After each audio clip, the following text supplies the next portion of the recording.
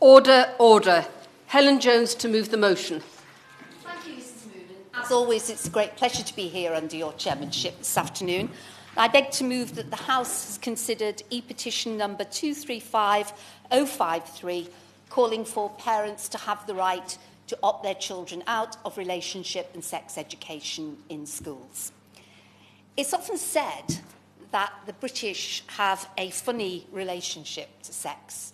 I think we certainly have a very strange relationship to sex education sometimes. We live in a society where explicit imagery, pornography, material which demeans and degrades women is available at a couple of clicks of a mouse. And yet, there are still some who resist teaching our children not only the facts about their own bodies, but about emotions, about relationships, about all the things that I think they need to keep them safe while they are young and to enable them to form healthy relationships as they get older. And I wondered why this was, and so before the debate I had a look at some of the material which was circulating about these proposals. And some of it, I have to say, misinterprets what the government are actually proposing and is designed, I think, to alarm parents. The petition itself is not specific. It refers to certain relational and sexual concepts. I think that was designed to avoid the rules about material that is offensive to certain groups. And it suggests that some of the material produced for children does more harm than good. Let me say there is absolutely no evidence whatsoever for that. Zilch. In fact, the research which has been done, mostly in America, shows that young people who receive good relationship and sex education are less likely to form early sexual relationships, less likely to have an unwanted pregnancy, less likely to get pregnant early, and less likely to get a sexually transmitted disease. That, for me, is a whole series of wins. However, you don't have to look far to find a great deal of propaganda directed at parents about this. I found online on YouTube a programme called The Machinations. And in it, a presenter introduces a lady who he says is a teacher, and she presents a number of books which she says are available in schools. They then go on to object to these books. For instance, they object to one which I presume is intended to talk to young children about differences, which says girls can have long or short hair. Guilty. They also talk about gay people posing, that's their word, not mine, as parents. They talk about state-sanctioned child abuse and even graphic cartoon porn. Now, I found this chilling, but not for the reasons its authors intended. And I am not surprised that if stuff like this is being directed at parents, they become alarmed. The fact is, honestly, it was vile and homophobic. It was also not true. I mean, I speak in this debate as not only as a parent, but as someone who used to be a teacher. In fact, I think there are two of us here, myself and my honourable friend for Wythenshawe and Sale East, who actually have taught sex education in school, although in my case some time ago. And schools do not use books about a penguin with two daddies. It was the first penguin in the zoo with two daddies. With all children. They use them when children ask questions. They use them with children who might have two parents of the same sex, just as they would use a book about a single-parent family with a child who came from a single-parent family. I will certainly. Lady for giving way, and she's making some excellent points. And I remember my mum telling me how frustrating it was when she was a single parent growing up, and she went to the bookshop to find some books about single parents, and there was only one book, and I was born in 1983, about a little boy who had a single mum and about building a bed. We've come a long way, but does she not agree with me that inclusive education on sexuality and on all kinds of families is absolutely vital?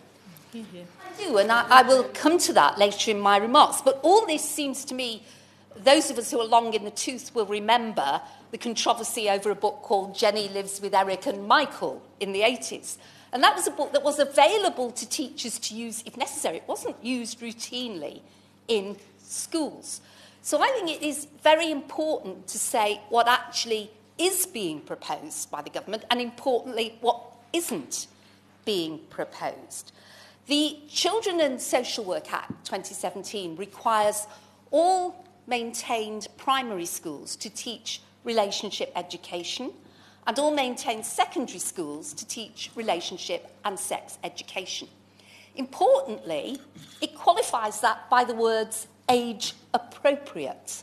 And that is very important because teachers know that you cannot teach children things or concepts, if you like, that their mind cannot grapple with. They simply don't take it in.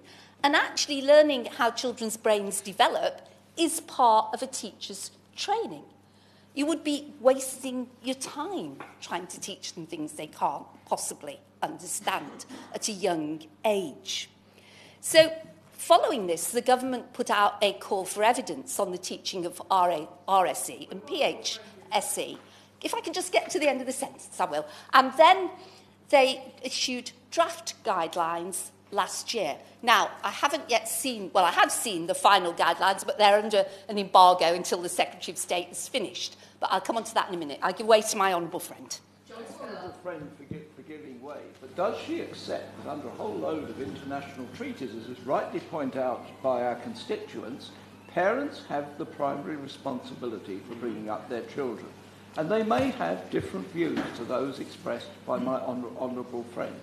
Does she think, and will the law provide, that parents still have the right to opt their children out of these classes, with the variation, I understand, that now this only applies up to the 3 terms before 16. Isn't that the right compromise between these two issues?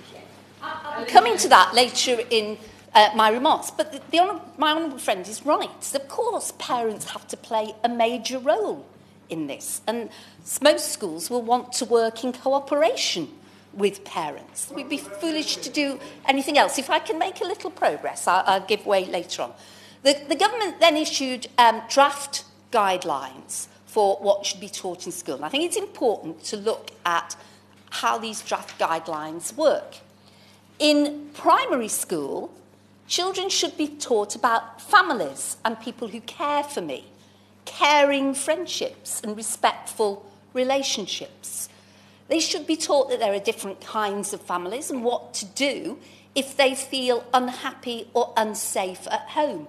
Now, that part is crucial, let us remember, because although we hear much about stranger danger, most children who are abused within their own families, and we do need to remember that. They need to learn about how to keep safe online and offline and where to go for help. Now, I cannot honestly see a difficulty with that. Saying to young children there are different kinds of families is simply reinforcing what they know.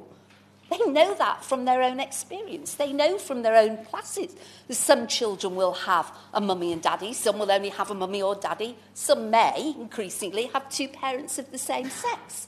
That happens. In secondary school, what is proposed is necessarily more complex.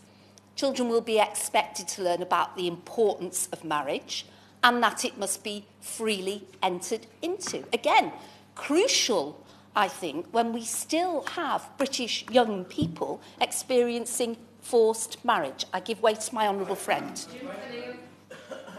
Thank my honourable friend for giving way. It's a timely debate in a number of ways. Although I read somewhere today that the Secretary of State for Education was implying that parents could actually opt out. Having said that, I know my honourable friends looked at the guidelines. Does the guidelines take into consideration, for example, religious schools? Now, I have a number of parents write to me about this from different strands of religions. I wonder if you could enlighten me on that. Do, and I'm coming to that in a moment. But also in secondary schools, young people need to learn about consent, about what constitutes a respectful relationship, about what constitutes sexual violence and sexual harassment. They also need to learn about what they see online and why that is a distorted picture of healthy relationships, about grooming and sexual exploitation, and I understand now about FGM and why that is illegal. Again, crucial for keeping people safe. One more and then I must make a bit of progress. She's making a really strong case. And just on the issue of FGM, given that health workers and schools already receive guidelines on FGM that say that withdrawal from sex education is an indicator of risk, would you agree with me that it is incredibly dangerous, actually, if we allow the opt-out to be in this blanket fashion, because then we could mean that vital information isn't getting passed on? All of this is about trying to reach a sensible compromise.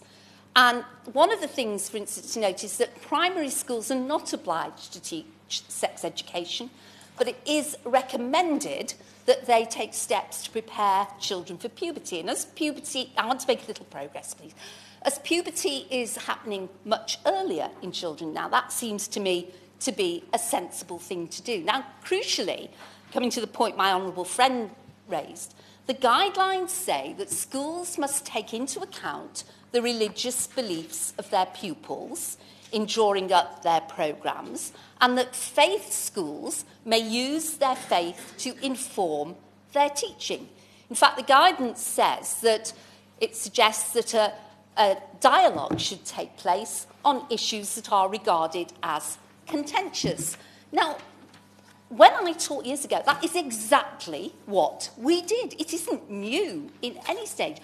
I spent my teaching career in Catholic schools. We would teach, particularly our elder children, this is what the church teaches, this is what some people believe, and we would have a debate on it.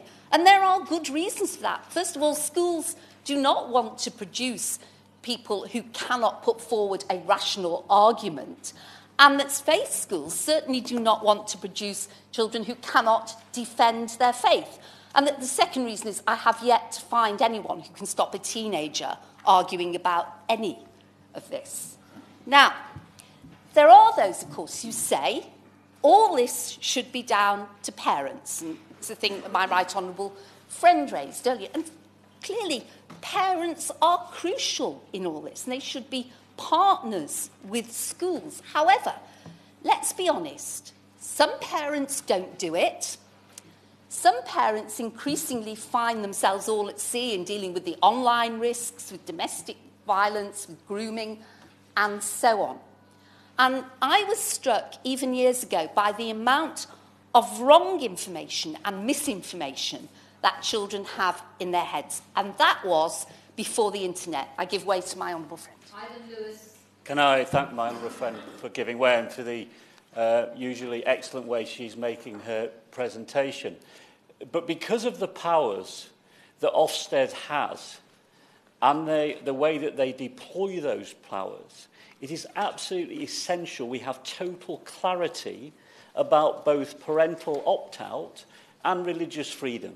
Because it's very, very important in a debate like this, we understand that central to our unwritten constitution in this country, that religious freedom is very, very important, as is the relationship between the state and parents. And because of those powers, and some of the misuse of those powers in recent times by Ofsted, it's incredibly important that government should provide clarity on those issues. Does my honourable friend agree with that? I do, and as I said, all of this is about trying to reach a sensible and reasonable compromise between competing issues. Now, I must make a little progress because lots of people want to speak, if my honourable friend will forgive me. Now, before the internet, children had enough wrong information in their heads. With the rise of the internet, with stuff that is available at a few clicks, I think it is essential that we give them a proper education that protects them from some of the wrong information and ideas that they find online, and also shows them what good, healthy relationships look like. Research from the Children's Commission has showed that many of our young people do not know what a healthy sexual relationship looks like and do not understand the concept of consent. That is very dangerous. It is why, in this House, 4 chairs of select committees wrote to the government back in 2016 asking for relationship and sex education to be made mandatory in schools. It is why the Women and Equalities Select Committee, in its inquiry into sexual harassment and sexual violence in schools, asked for the same thing. And it's why it is supported by people across this House. This is about applying a bit of common sense to the situation and looking at the world our children are growing up in, which is not the same one as we grew up in it. And I would say, with great respect to parents who think their children are not seeing all this online stuff, you may think that you are controlling what is on their phones or their iPads. You are not controlling what they see with their friends, what is passed around in the playground, and so on. And it is a shocking statistic that 28% of 11-year-olds have viewed pornography. Unless we want them to grow up thinking that is normal and that's a proper relationship, we need to do something about it. Because by not doing anything, we are not leaving our children innocent. We are actually leaving them to the worst possible teacher, which is the internet.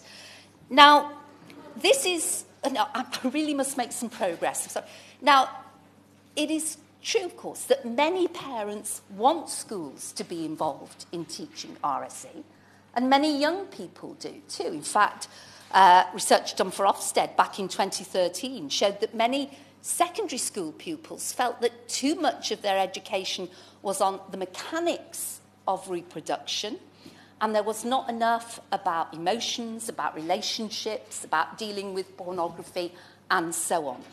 In fact, we did some work as a committee with some young people who were in the education centre prior to this debate. And as one of them said, well, if you're opted out, you can just Google it. And that's the problem we face now. That is the reality of life. Nevertheless, it is true that parents have a right to request an opt-out from sex education for their child, which the guidelines say should be automatically granted in primary school and should be granted except in exceptional circumstances in secondary school. Now, I was quite concerned about that, but I'm actually being convinced by something that the Catholic Education Service sent me, because they support the opt-out on the principle that that gives heads the opportunity to have a discussion with parents about why these lessons are important, why it is much better for children to be there rather than get a garbled version from their friends in the playground and so on. And clearly what they are doing works because their opt-out rate is very low. It's 1 in about 7,800 children. And that's in a faith education system. That opt-out, of course, applies to the sex education element, not to PHSE, not to relationship education, and not stuff in the science curriculum, which is part of the national curriculum. It is also true that, certainly in the draft guidelines, and I presume the formal ones, the government is suggesting that children can opt back in 3 terms before they reach the age of 16. Now, case law no longer supports an automatic and continuing opt-out. So it's where you reach a sensible balance on where young people can decide this for themselves. Now, that's something that all parents face with our children, whether it's deciding when they can go to the shops on their own or deciding on a career. And it's hard. I mean, I remember the first time we allowed my son to walk up the road on his own to post a letter. And the 2 of us were hanging out of the bedroom window, keeping an eye on him as long as possible. But as parents, we do have to realise that while our job is to try and set our children on the right path, eventually they will make their own choices, and those choices may not be the same choices that we would make. I'm going to give way once more. I've got to really wind up. She's been very generous. And of course she's right that good parents do take the view that she's just described about their children. And much the best way of growing up to be a well-balanced and kind and caring, loving person is to have well-balanced, kind and caring parents. It's in the home that people's ideas are first shaped and formed, notwithstanding the influences that they endure later on. So parents and parental choice for that reason is critically important. Yeah, indeed. I mean, yes, obviously, as I've said, parents are vital to all their child's education, but relationship and sex education particularly. And good schools want to do this in partnership with parents. But we do eventually have to realise that unless we allow our children to make choices, they will not develop the skills and the emotional resilience that they need in adult life. And I think what the government has suggested is a reasonable compromise. So what then is the real problem with this? I think from the correspondence I have, it centres around the teaching of LGBT issues. Now, again, let's be honest, there is nothing new about this. Since 2010, schools have had a duty under the Equalities Act to deliver an inclusive and non-discriminatory curriculum. Many schools have gone further than that. We refer again to a Catholic school simply because it's the system I know. But Cardinal Newman High in Luton, for instance, has had all its teachers trained in LGBT and gender issues so that they can tackle bullying and that they can ensure that they give the right guidance to children. Because in the end, this is actually not about what someone called background indoctrination. You cannot indoctrinate someone to be gay any more than you can indoctrinate someone who's gay to be heterosexual, although some very nasty conversion therapies have tried in the past. It is about respect. It's about respect for difference. It's about recognising that we live in a pluralistic, free society. Now, if I demand respect for my faith, which is a minority faith in this country, then I have to give the same respect to other people's faith, but also to the choices other people may make in life. And it's about tackling bullying. 45% of LGBT people have been bullied at school. That has to end. Young people have to know that whoever they are, whatever their sexuality, they are going to be welcomed and they are going to be cared for. Now, most schools, and I think most parents, whatever their background, whatever their religious affiliation, would have no problem whatsoever with that. But there has been a lot of misinformation going around. So I would say to parents who are concerned, firstly, talk to your child's teachers. Go in. Don't let other people tell you what they're doing. Go and have a look at the materials they are using. Go and talk to them about what they're trying to achieve. And you will see, I think, that there is very little to worry you there. And I'd say to the Minister, I think it's not a phrase you hear often on my lips, but I think the government has got this about right. There is the right to an opt-out in certain circumstances. They have to have a right for children to opt in at some stage, and I think they've got the age about right for that. In other words, just before they leave school.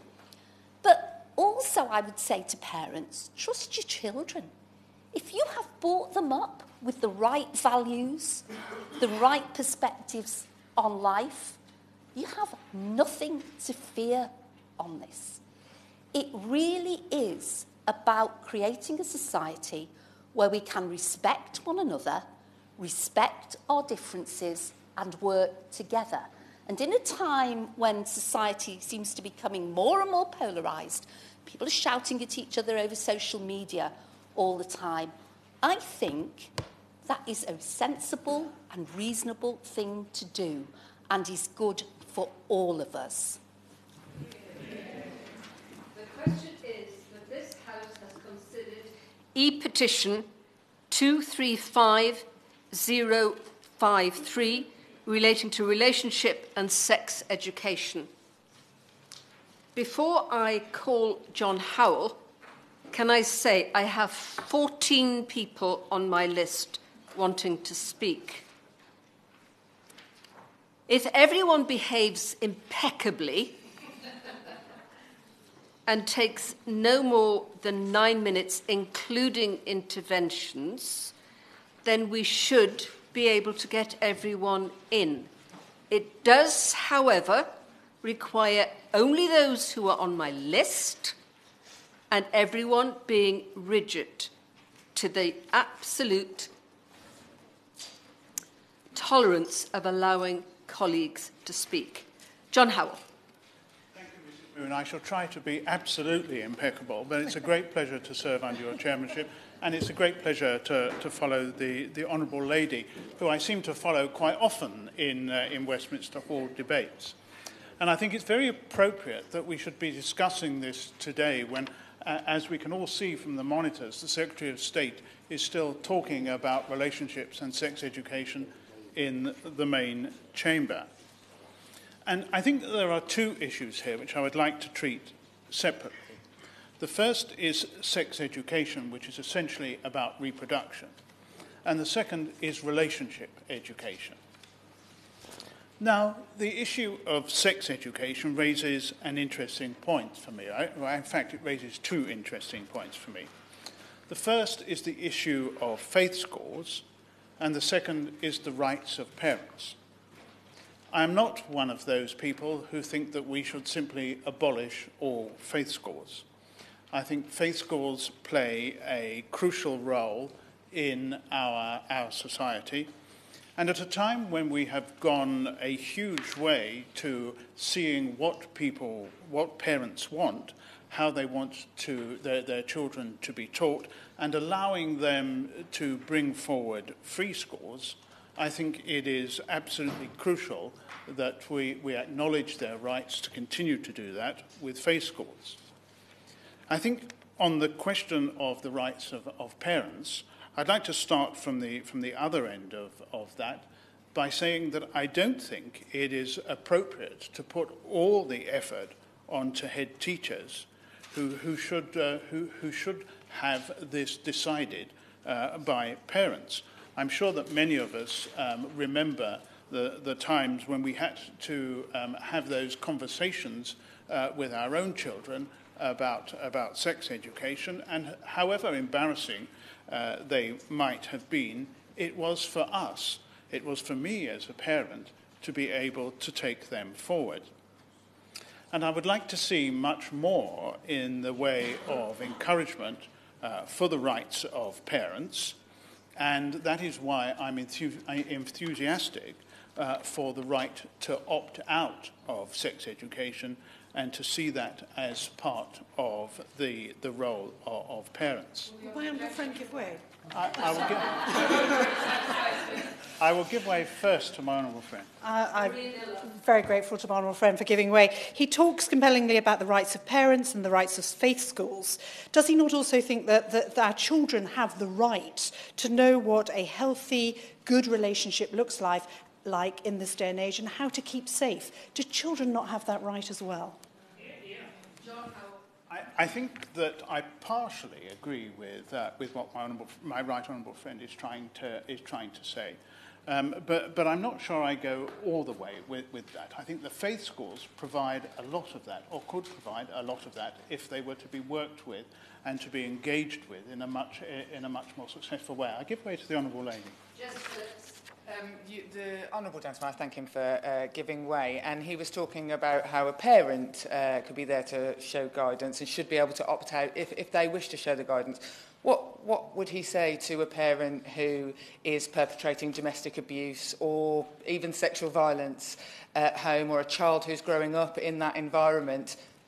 How are we going to make sure that when those people opt out, that child can understand what a healthy relationship looks like? Well, I think the honourable lady makes an important point. One doesn't want to see that level of abuse continuing down the generations. But I do think that those are issues that can be picked up by other measures and can be dealt with in that sort of way. Okay. I thank the honourable member for giving way. Could he also explain how he sees that happening? If I could just give him a statistic from my constituency, it was anecdotal, but when I asked a primary school head teacher how many children he thought in one class might be subject to seeing domestic violence at home, his answer was around 5 or 6. Now, that's pretty staggering, and it also shows a huge risk in terms of the environments that many young children are growing up in. I thank the Honourable Lady for her question. I'm afraid I don't know the answer to that, and I'm not going to give it off the top of my head. Let me think about that for a little bit. But I do believe that we take away already so much from childhood, and that the sexualisation of children is something that we should fight against. And I do think that that applies to all children. But I do see the need to address some of these issues.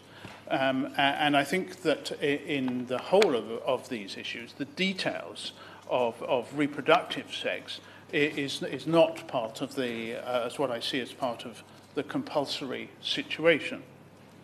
But if one turns to relationship education, I think that there is a lot of good in what is being proposed. And I draw out 2 examples of that. The first is around mental health. I have always had a very great interest in the mental health of children at schools, even in my own constituency. And one only has to look at those to see that you don't want the child to continue to be distressed. Now, we live in a completely different age to the age in which I was brought up. We live in an age in which there is a tremendous amount of social media that it is almost impossible to get away with. And that can produce, for example, the problems of additional pornography that is being shown, and a need to have some awareness of pornography. But I do think that that is an area that the parents can again be involved into in a big way. And the second issue that I would like to bring up is the question of online grooming.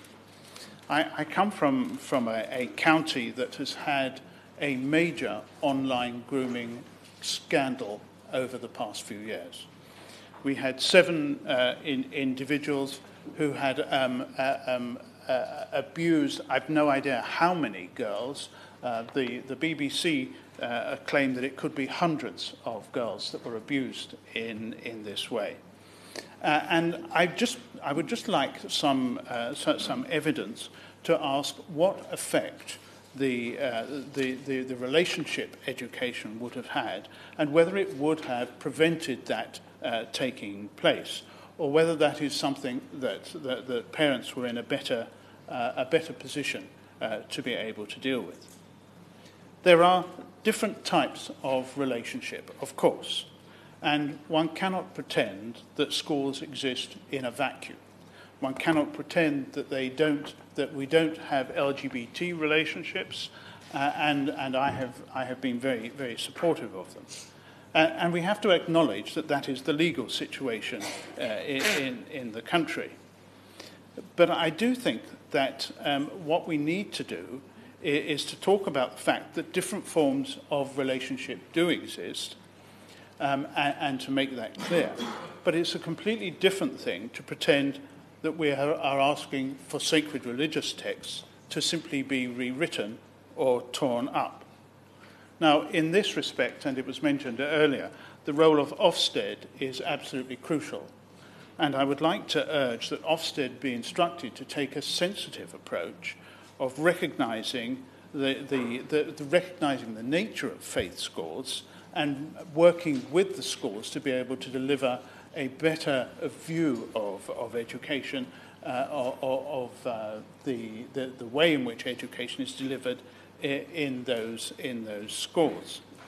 Now, what that means is that schools need to be able to teach, to have a duty to teach what is allowable under the law without actually having to approve it.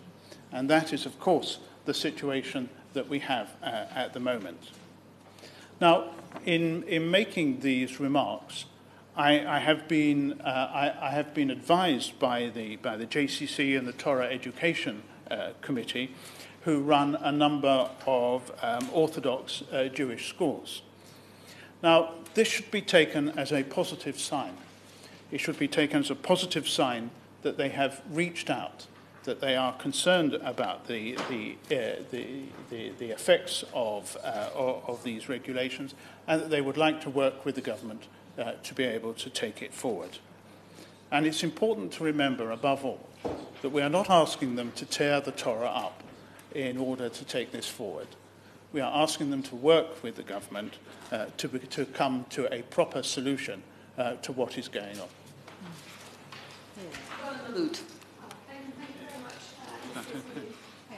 To serve under your chairmanship in what is a very important debate, and I think the turnout today from members across the House is testament to that. Can I just say at the outset, it is a little disappointing that the debate is clashing with the statement by the Secretary of State today, because I feel that we'll be making our speeches a little in the dark, as most of us have been in this Westminster Hall rather than in the chamber for that statement, and matters may have moved on a little depending on what the content of the Secretary of State's statement today has been. I do wonder if that statement and the bringing forward of the government's response has been initiated by this debate and by the petition that many of our constituents have been signing. I just want to set in context first, Mrs. Moon, the basis on which I seek to contribute in this debate and the perspective of my constituents, because in her opening remarks, my honourable friend discussed the whole range of issues around both sex education, relationships in sex education, and relationships education. But the issue that most of my constituents have been writing to me and wanting to speak to me about is on the specifics of mandatory relationships education at primary school. So none of my constituents are seeking particular opt-outs or differential opt-outs at secondary school level. It is all about age appropriateness of conversations with young children in the context of religious backgrounds, and that is a context in which my constituents have been contacting me. And for that, Mrs. Moon, when these issues were first raised with me, I did what I think all members do, is I turned to the law itself. What does the Children and Social Care Act of 2017 actually say on these matters in respect of mandatory relationships education for primary school pupils? And at Section 34, which gives the enabling power to the Secretary of State to lay down the regulations and the guidance, which I believe is the subject of the statement today, it does say that religious background and age appropriateness must be taken into account. That is the legislative protection for faith communities, for children who are being educated outside of the faith school system, but in any other part of the education system, to be protected and to have their religious backgrounds taken into account. And before any of that education, relationships education, is delivered, there has to be, according to the legislation, consultation. Well, it is that failure of consultation that has led to a number of issues arising both in my constituency and across Birmingham. Not just a badly conducted consultation, a consultation which did not involve all parents, but in fact, no consultation whatsoever. And that is in direct contravention of the spirit of the draft regulations and the draft guidance and the absolute commitment given in Section 34 in relation to religious backgrounds. And so parents come to me in my advice surgery and say, there's no consultation, Shabana, who do we complain to? And it turns out there's no process, there's no guidance for how those concerns are then dealt with, because their first question to me is, what is the sanction when a school fails to carry out any consultation whatsoever? And it appears to me that there is no sanction. There is no mechanism. The Regional Schools Commissioner doesn't have a role. The Secretary of State, I don't think, has a role. Nobody seems to be able to say what is the sanction when this process fails.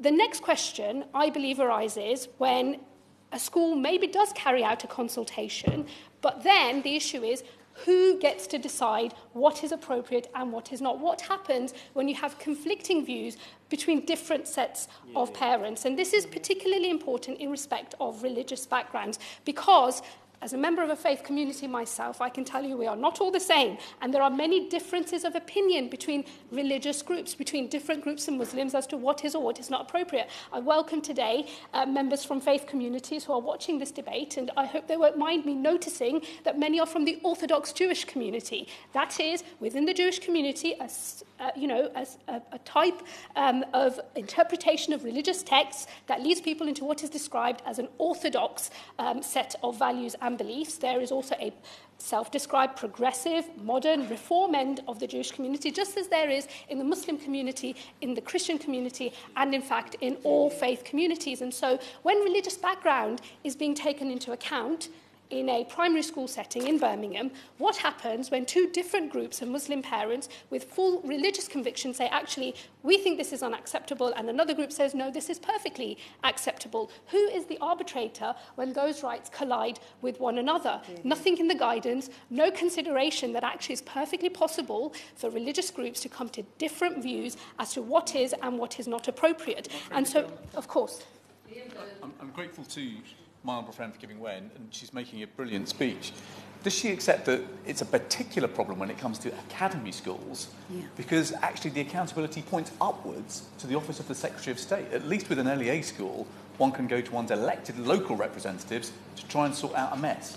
I'm very grateful to my honourable friend for his intervention. He has been attempting to reconcile conflicting interest groups in his own constituency of Birmingham Hodge Hill, which he will discuss himself in person before in this debate today, but he is absolutely right. Most of these issues in our constituencies have arisen in schools that are academies.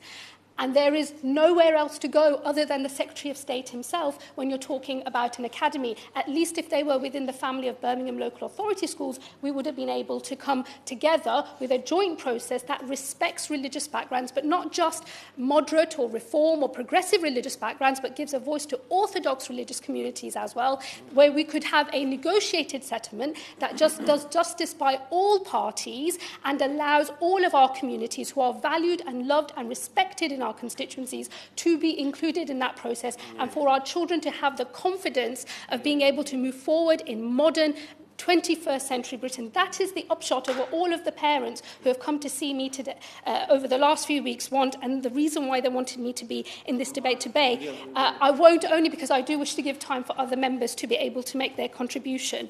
It is a real problem, Mrs. Moon, and one of the issues has been trying for parents to try and get a fair hearing about genuinely held religious conviction in an atmosphere which sometimes does not feel tolerant of religious beliefs. And most of those parents, I would say, actually absolutely sign up to an equalities agenda and recognise, particularly, I would say, in respect of the Muslim community in Birmingham Ladywood, that our own status as a minority community demands that we stand up for the rights of other minority communities too. But it has to be possible to reconcile the differing perspectives on life between different minority communities. And I consider it a failure of politics that we find ourselves in entrenched, polarising and divisive debates where rights of people are set against one another, and we, Parliament, the representative of the people, does not do its job collectively to reconcile those rights. Instead, we've left it down to schools themselves, and actually in Birmingham, in some instances, that's just left us in a total mess, and that is not acceptable. I just wish to address one additional point, and that is on the Equalities Act, because some of what we have seen happening in Birmingham is not actually done under an early rollout of relationships education for primary school pupils. It's done under the Equalities Act, as my honourable friend mentioned in her opening remarks. And the Equalities Act, of course, has a number of protected characteristics. Nobody, I believe, would disagree with the protection of those characteristics, but it is a fact of our modern politics, the culture war that we are all living through, that actually those protected protected characteristics are in conflict with one another in some cases.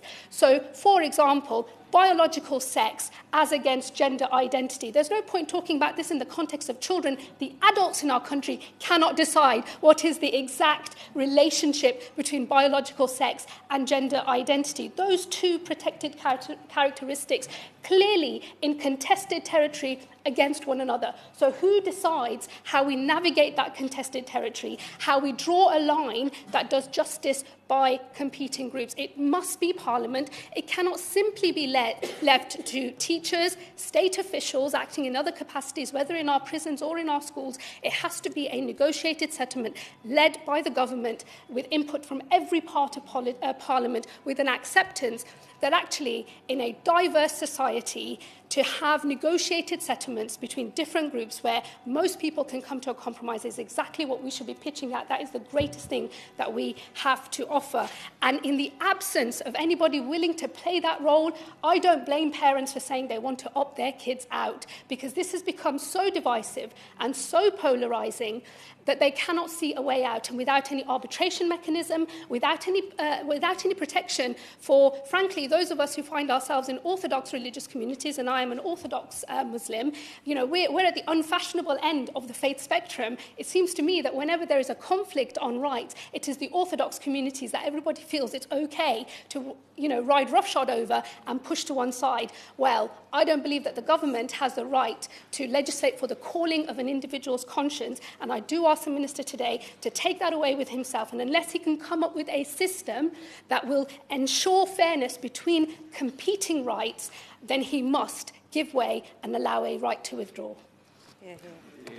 Before I call Fiona Bruce, can I remind members that it is not appropriate to refer to visitors in the gallery, and in this particular debate it is especially inappropriate as people may not wish to be identified. Fiona Bruce. Thank you, Mrs Moon.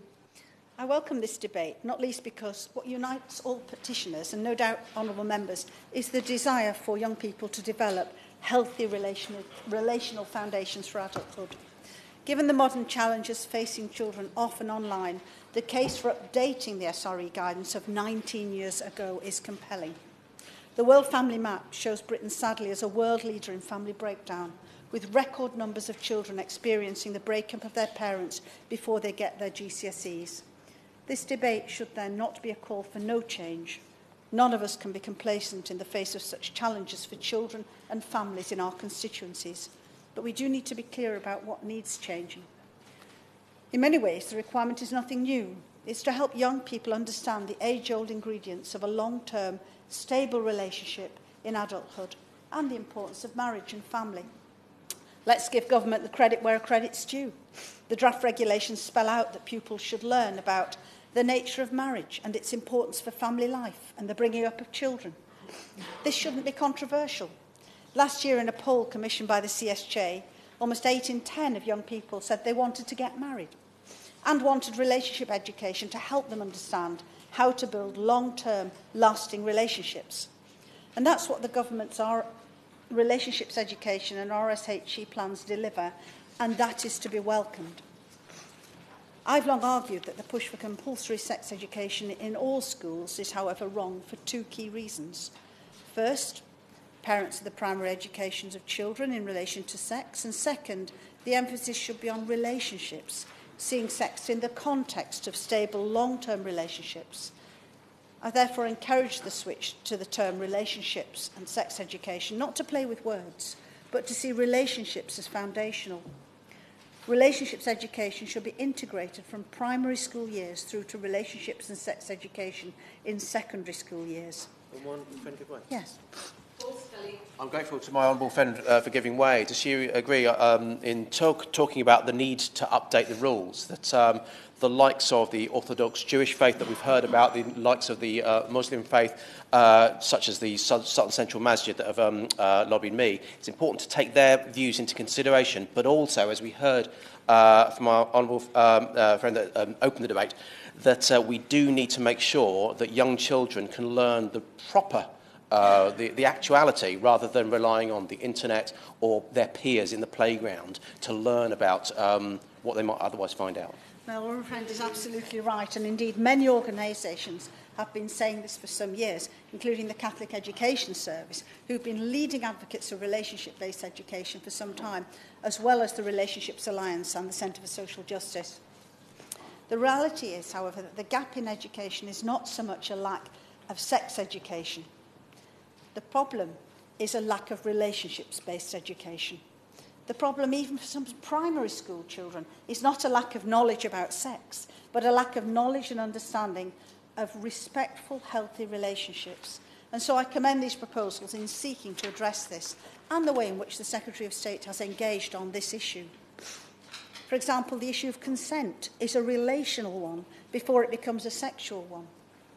And the addition of health as a statutory requirement alongside RSC reflects the wider challenges affecting young people's health and well-being, such as the impact of alcohol and drugs. And I'm pleased that government listened to the cross-party call for action led by my former colleague David Burrows, who's done so much work on this issue, and acted when the Children and Social Work Act introduced compulsory relationship education in primary schools and relationships in RSC and secondary schools. But the main focus of this debate is the right of parents to withdraw their children from sex education.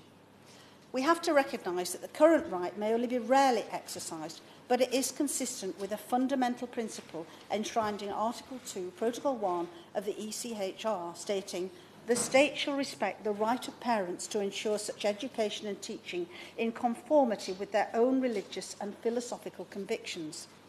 The petitioners feel that parental authority is undermined with the lack of any right to withdraw a child from relationship education at primary and secondary school, and the proposed replacement of parental right of withdrawal at secondary school with the right of a request just in relation to sex education, but with the final decision being made by the head teacher, not the parents. This may be expressed to be in exceptional circumstances, but that is not defined. And the very fact that the caveat exists is a breach in the current parental right to withdraw, which many is a breach too far. And I agree with that. During the debate around the 2017 Children and Social Work Bill, the then Minister for Vulnerable Children and Families said, "We have committed to retain a right to withdraw from sex education in RSE because parents should have the right, if they wish, to teach sex education themselves in a way that is consistent with their values." I'm clear there is a distinction between relationships and sex education. And so a parental right of withdrawal I don't believe is necessary from relationships education in primary schools. Parliament decided not to extend the right of withdrawal to that, and also resisted attempts by the opposition to remove the right altogether, quite rightly too. But where we are is with the focus of concern about... Yes. Thank you. I'm very grateful, Honourable Member, giving way. I mean, I appreciate the case Honourable Member is making, but it is important that young people learn about respectful relationships and are equipped with the knowledge, resilience and confidence they need to challenge exploitative relationships. However, a number of my constituents have been keen to stress the central role parenting plays in learning about sex and relationships.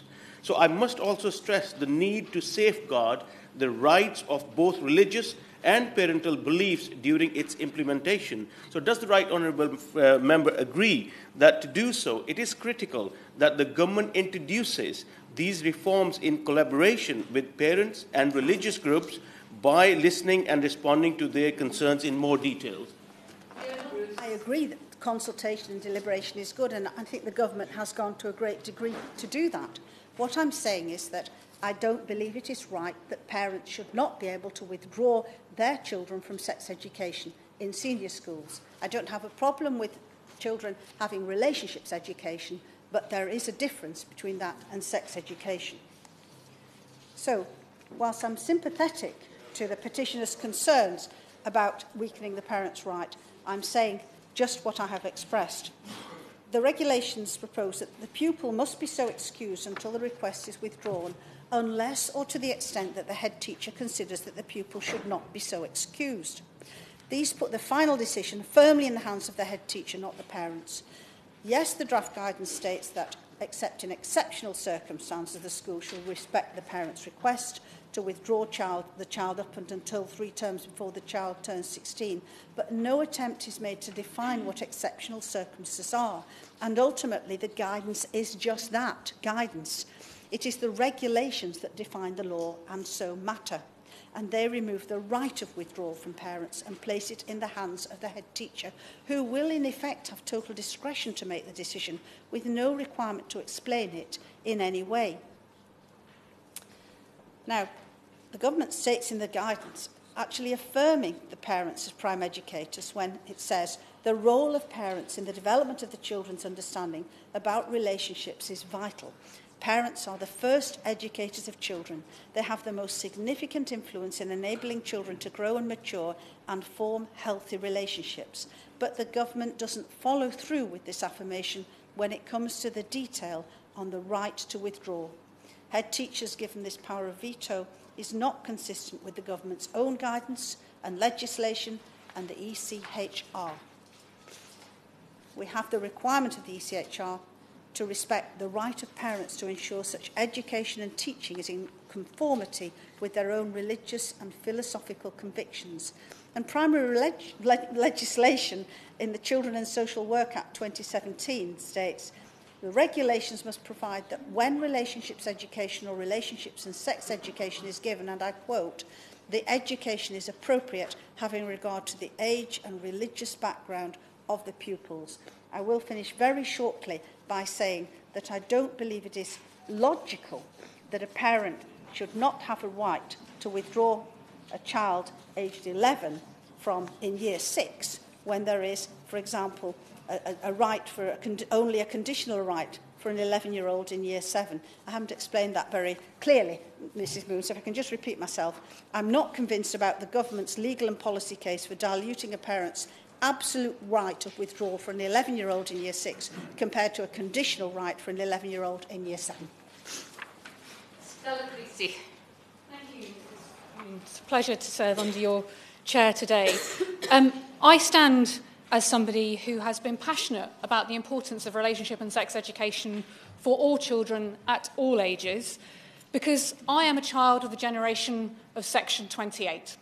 I am a child who was at school in this country when the government also tried to set rules about what we could and couldn't learn about what was a healthy relationship. And I remember seeing the damage that that did to children in my school, to their sense of self-worth, to the teachers who felt frightened to answer the questions that the children had. I am a child of that generation who, if we are right that we want children to opt out of this, is a living embodiment of the consequence of that, because we were a generation that didn't have the internet, but we had Jimmy Savile. We had predators in our communities. We had children living in families with domestic abuse. So I start today with a concern about the rights of the child in this background. And what, like all of us, because we are all informed by our experience, my own experience of living through that kind of education where there was an absence of accurate, factual, child-based education did for my generation. And for me, the case for relationship and sex education for all children at all ages and in an age-based, appropriate manner is about safeguarding. Because in the absence of those lessons, it's not that we have a knowledge vacuum in my generation. I remember clearly the day that somebody brought a copy of Lace by Shirley Conran into school, and quite the lessons that learnt us. I still haven't been able to look at a goldfish in the same way. And I say to every parent here today, all those parents who've written to me, all those parents who haven't written to me but have been part of the work we've been doing in Walthamstow about relationship and sex education, who care about their children, who want the best for them, thank you for caring about your children. It's the other children who don't have this education but your child will still have to talk to in the playground, will still have to be in a classroom with, that I want to make sure are equally taught the right values and the right approach to other children. And that, for me, is the question that we face when we have an opt-out, is what are the consequences for the other children who haven't had those parents in their lives giving them good direction? The parents who can't be in the playground with them when that copy of Lace is circulated, who can't be monitoring 24/7 what they find on the internet. And yes, it is also those parents who are not the best of parents that we must make sure their children are not let down by us. Because I live in a community where we have just had the first successful prosecution of female genital mutilation involving a primary school age child. We have to recognise that not every parent is as good as the parents who care enough to be concerned to want to get this right. We also have to recognise the parents who have been misled, and I thought the member who opened this spoke so well about this. I had a woman who came to my surgery this weekend to say to me, I've had a leaflet about this. This is about teaching my little boy that he must be a little girl. It's completely not what this process is about. Because if my generation that didn't have this education has proved anything, there are certainly transgender people of my age. There are certainly gay people of my age. It's not sex and relationship education. It's about how you support that child to cope with the world that we're in today. There is very strong evidence about the benefits of relationship and sex education at all ages in helping children have that healthy, productive childhood that we all want. When we hear that 45% of teachers report homophobic bullying in primary schools, we know what we're talking about is bullying. And if we care about the rights of that child, we must address that bullying. We also know that there is a rising incidence of peer-on-peer assaults, of other children attacking other children. In that vacuum, where the alternative is the internet or the playground, I want a teacher to be the one to help make sure that children are given the best factual, accurate education. Because for too long we have allowed this country to put composting as a requirement of our curriculum, but not consent. And as a consequence, children have been left vulnerable. So I say to the Minister, I understand the process that he has gone through, and he, like I, will have seen many good examples of faith-based sex and relationship education. I feel very strongly the importance of speaking up for the faith-based communities who have engaged in this process and who are the best of their faith by wanting, as my colleague from Birmingham said, to get this right. But I also recognise the importance of saying it should be the exception rather than the rule that children are opted out of something which can keep them safe. And that at its heart is what relationship and sex education is about. So I ask the Minister whether he will consider, as we move forward, monitoring the number of children who are removed from lessons, about monitoring how those consultations happen, about how we make sure that never again do we see a 6 or a 7-year-old not know how to describe their own body parts, so that, God forbid, somebody tries to touch them, God forbid somebody in their own family does something to them, we know that there is a space when somebody will have taught them how they can say no and to be able to speak up. And I also say to the Minister, please don't let's wait another 30 years for another generation of people who have been told that somehow being gay is wrong, because being gay is part of who they are. There are faith-based, factual ways we can have these conversations. There are such great benefits to making sure that every child has those conversations. Don't let them get educated in the playground. Don't let them get educated by the internet. Because if my generation and the problems that we are now seeing coming about as a result of that lack of support tells us anything, is that yes, in the 1980s, we let a generation of people down. Let's put the rights of the child first. Let's make sure that parents are a key part of that. But don't let's miss this opportunity to get it right for every child, wherever they may be, in whichever school they're in. Ms Green. Thank you, Mr. Moon. It's a pleasure to serve under your chairmanship. And it's also very important to contribute to this important debate on the right of removal of children from relationship and sex education.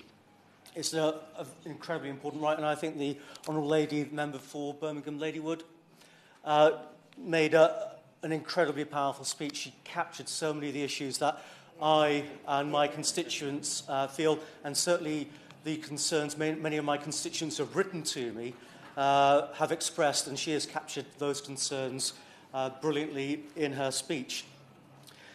Now, I do believe it's incredibly important that the parents' rights are respected. But I am concerned. I was first elected in 2015, and the conversations I've had with head teachers since then have really reinforced the concerns that there's a huge emphasis, there is an imbalance in terms of rights and responsibilities. There's a massive emphasis in terms of the rights of schools and the responsibilities of schools, undermining the responsibilities, the expectations of parents, the expectations of what parents ought to contribute. Now, this manifests in a number of different ways, and I won't go on for any greater length than to say, at the moment, if we give more and more right to schools, more and more power to schools, and the inability of parents to challenge those decisions, challenge those rights that the schools have accrued, or in this sense, the state in one form or another have accrued, it actually undermines the rights, the authority of parents.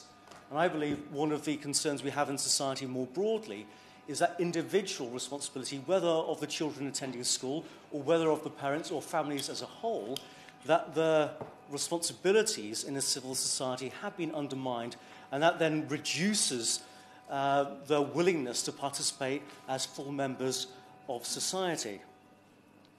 Now, the former minister, former member for Crewe and Nantwich, Ed Timpson, he has previously said, "We have committed to retain the right to withdraw from sex education in RSC because parents should have the right, if they wish, to teach sex education themselves in a way that is consistent with their values." And I believe that is wholly right. It's a very good principle. It's a very good approach. Now, religious schools have the right to teach RSE in accordance with their values, with their guidance for this education.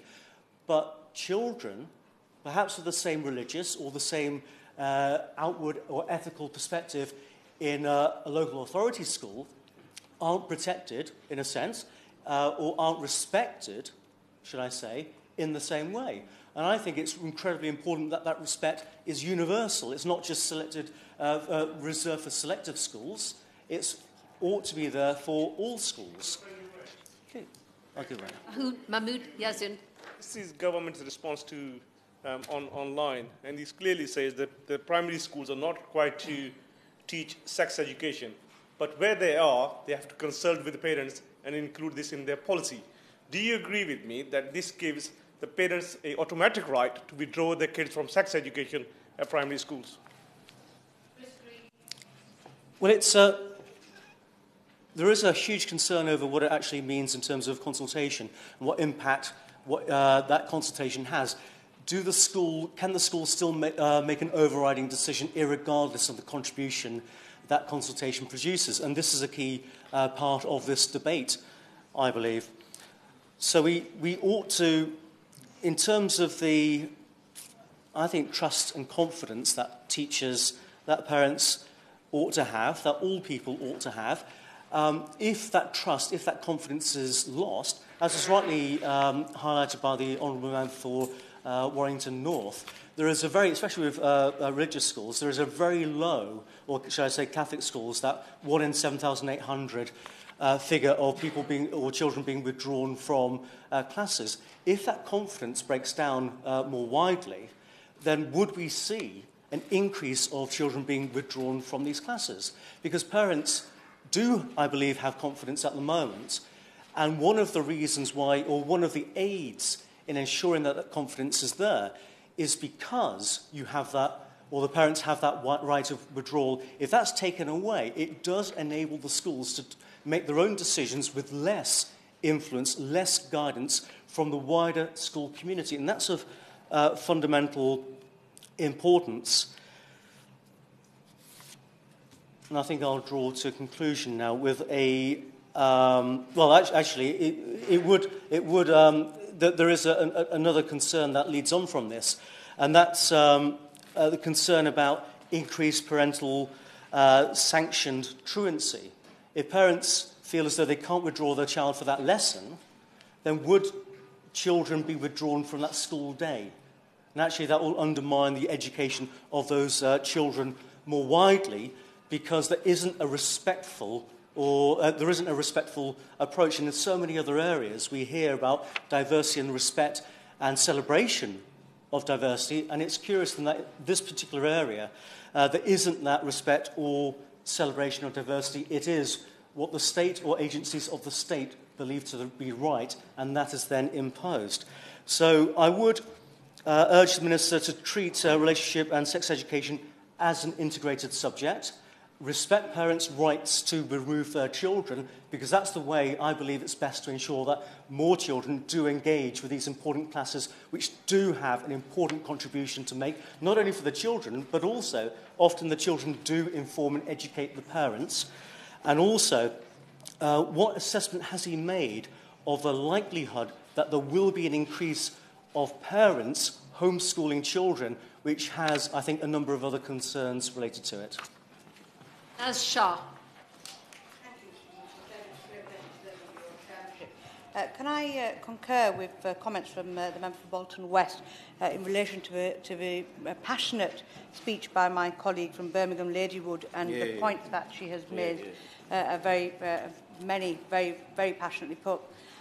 Mrs Moon, I enter this debate as a representative of my constituents, those thousands that have been in contact with me either directly or indirectly, with strong opinions being expressed, with very varying, contrasting opinions at the same time, equally drawing on our strong tradition of respect for human rights.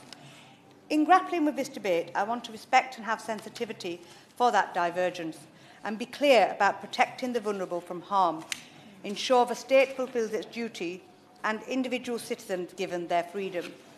That connection between the collective and the individual is one that has been discussed many times in this House, and it is my firm belief that the individual that is empowered is the bedrock of a collective that upholds the rights of the vulnerable and from those who are more powerful. Otherwise, minorities are going to be abused on the altar of the freedom of majority. Throughout history, we have seen on some occasions how coercive religious states have mandated their worldview be indoctrinated throughout all structures of their societies. These very societies that totally disregard the rights of any of a minority or the right of anyone to pursue their non-religious worldviews. It was in this vacuum that we saw the philosophers, the ideologues and the revolutionists from the Scottish coffee houses to the European streets, with their words and their lives, sacrificing everything to build on the Renaissance and give birth to a very modern liberal democracies like the one we stand in today. Though liberal democracies like ours grew to challenge these very authoritarian regimes that often neglected minority rights, it took centuries for modern systems to include the rights of working-class people, women, black and minority ethnic communities, and more recently the rights and freedoms of those from the LGBTQ communities. Though in all these regards we have to make up serious ground if we were to actually provide fairness and justice for all, but it would be fair to say that we have come leaps and bounds from where we once were. So when the arguments are made supporting mandatory RSE in schools in order to provide LGBTQ communities further equality or protection from bullying, I can categorically understand and appreciate the arguments being made in favour of it. When the question of protecting your young children from sexual predators is raised, or when we have a dire need to protect our young children with the adverse effects, in particular of social media, the argument is a no-brainer. We need to address all those issues in a way that is congruent with our need to respect the rights and freedoms of all components of our society. Yeah. Though there was clearly some debate around cultural and religious elements when the same-sex marriage bill was passed, the bill itself did not apply to religious institutions and therefore merely had the aim to provide everyone with equal rights in our democracy. The bill allowed those who previously were denied the rights of marriage with those rights, whilst allowing those with religious beliefs to be unaffected by the changes and to maintain their religious rights. We would not claim that by protecting the right to religious belief in that bill, we would be denying the rights of anyone else, nor should we. In this bill, however, because of the mandatory impact of this bill on everyone, without the right of exemption on the basis of belief, many of my constituents, especially parents, have expressed concerns. They are not seeking a false right to be bigoted or to promote incitement, but they are concerned that this legislation engages in deeply personal matters that go beyond our purview as state legislators. My call today is simple. The fundamental principles of a true liberal democracy, as I highlighted earlier, is to ensure that a society can exist with all people having their rights intact. In that spirit, I ask the concerns of my constituents, and many of the signatories of this debate are not completely ignored. I have seen much of the draft guidelines published by the government, and I do welcome much of it, as it does signal a collaboration between parents and schools on the syllabuses that will be taught.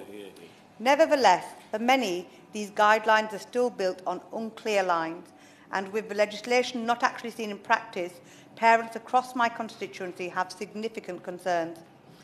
Some parents, Mrs Moon, in my constituency have indicated that this legislation coerces them into giving up their parental rights, and though they may not have a right to opt out their children out of lessons taught in schools, they do have a right to take their children out of schools and teach them these principles in homeschooling.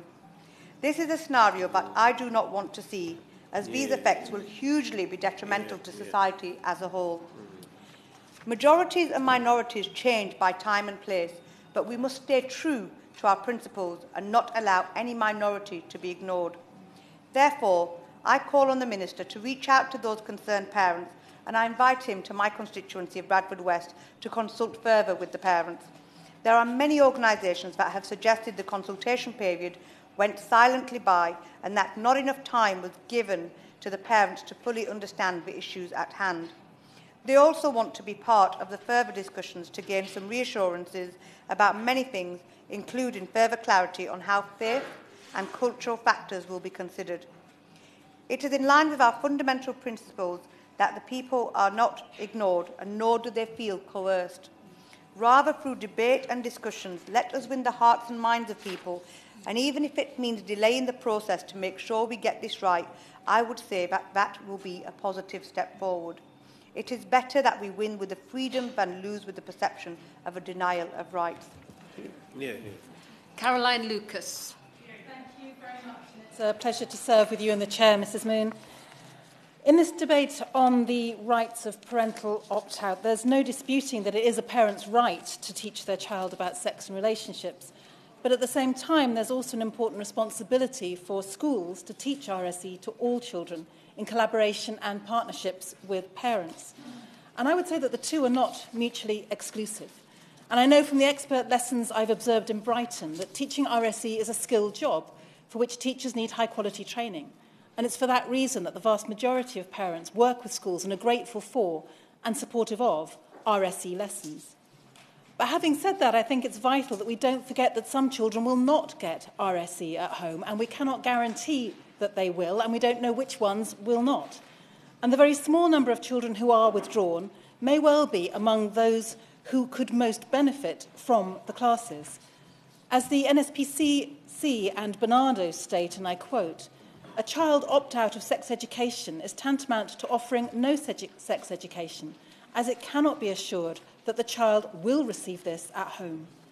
And there's also the very serious question about how to ensure that children who may be at particular risk of harm or abuse are not withdrawn from sex education by a parent who is party to that risk.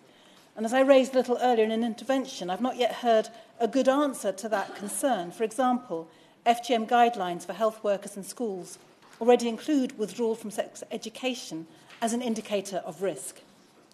Now, of course, only a very tiny minority of parents withdraw their children from sex education, but at secondary level, where RSE will become compulsory, I am deeply concerned that the government have retained this right for parents to withdraw children until 3 terms before the child turns 16. For example, those who are withdrawn will miss out on vital lessons about sexual health at a time when STIs are rising among young people. Data from Public Health England reveal that a young person is diagnosed with either chlamydia or gonorrhea every 4 minutes in England. In recent years, police and crime commissioners across the country have reported a dramatic escalation of child sexual exploitation, with sexting and sexual bullying all on the rise. I'm really grateful to the Honourable Lady giving way, and having met with the police looking at the issue of safeguarding justice Friday, they were urging that all children were able to attend classes, but aren't children who are excluded from school and off-rolled from school at the most risk? And isn't it really important also that schools make education inclusive for everybody.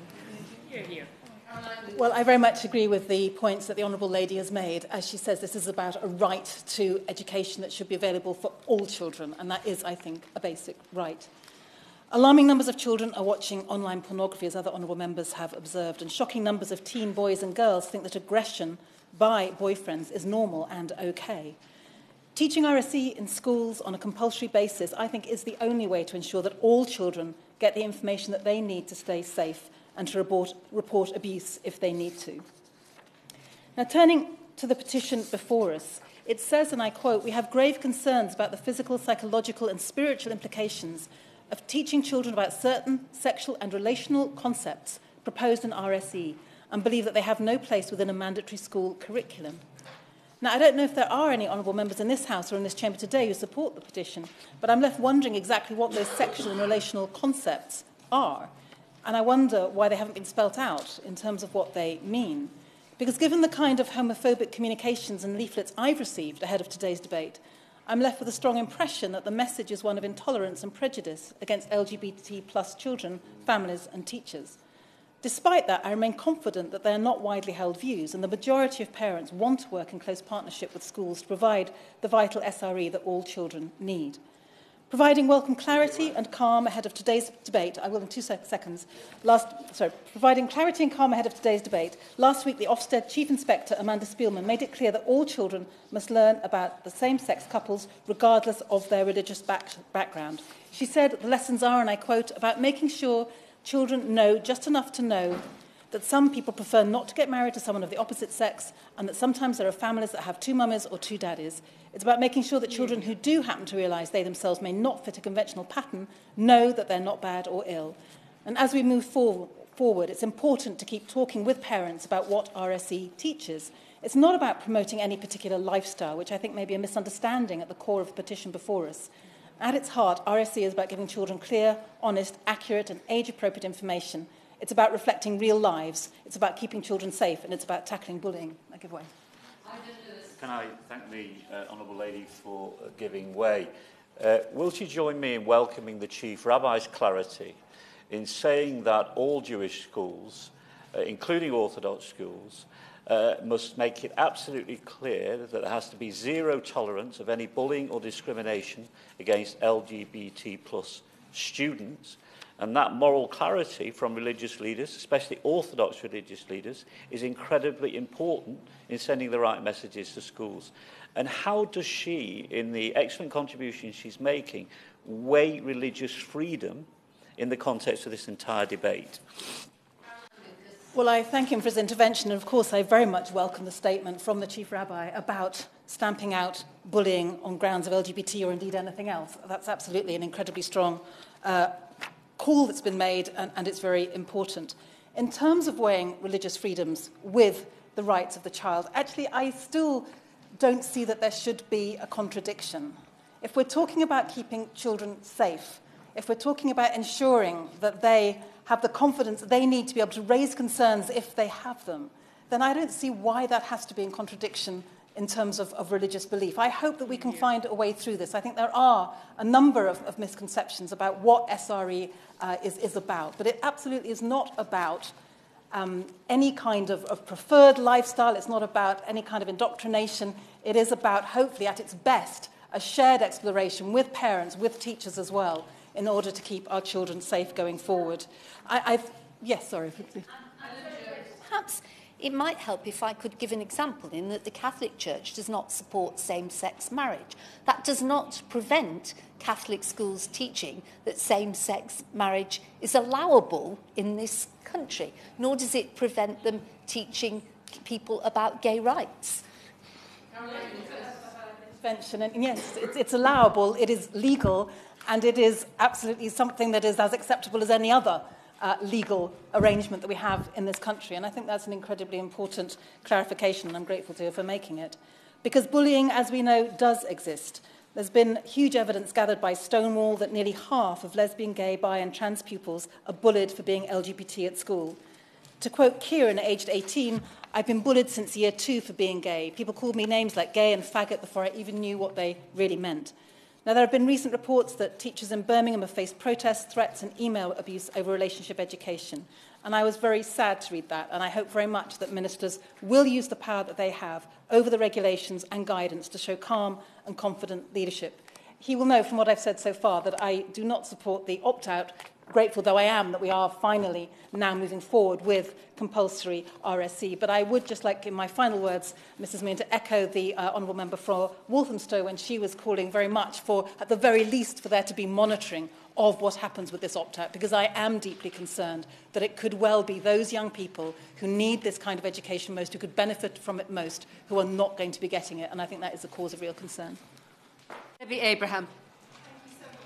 Mrs. Moon, and it's a pleasure as always to be having you in the chair.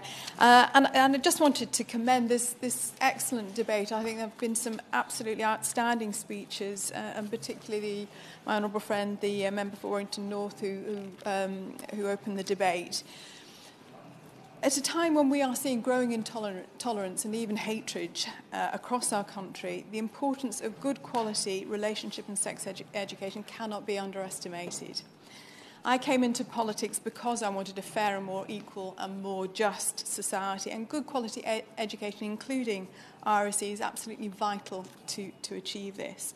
We've already had mention the importance of the Human Rights Act, the 1998 Human Rights Act, and also the Equality Act, in having enshrined in law that as human beings, we are all equal. We have the same rights and freedoms, whether we're female or male, non-binary or trans, whatever our race or our colour, if we're disabled or non-disabled, if we have a faith or if we have none, however old we are, whatever our sexual orientation, our marital status, or if we're pregnant or not. Our laws demand that we behave in line with them, but they cannot dictate our attitudes and beliefs or our values. That comes from formal and informal education. And the reality is that hate crime, including against Jews, Muslims, disabled people, gay people, other minorities, is on the rise. There is evidence from Stonewall that nearly half of LGBT pupils are bullied for being LGBT at school and have a dreadful effect, which has a dreadful effect on their mental health, including 1 in 8 attempting to take their own lives.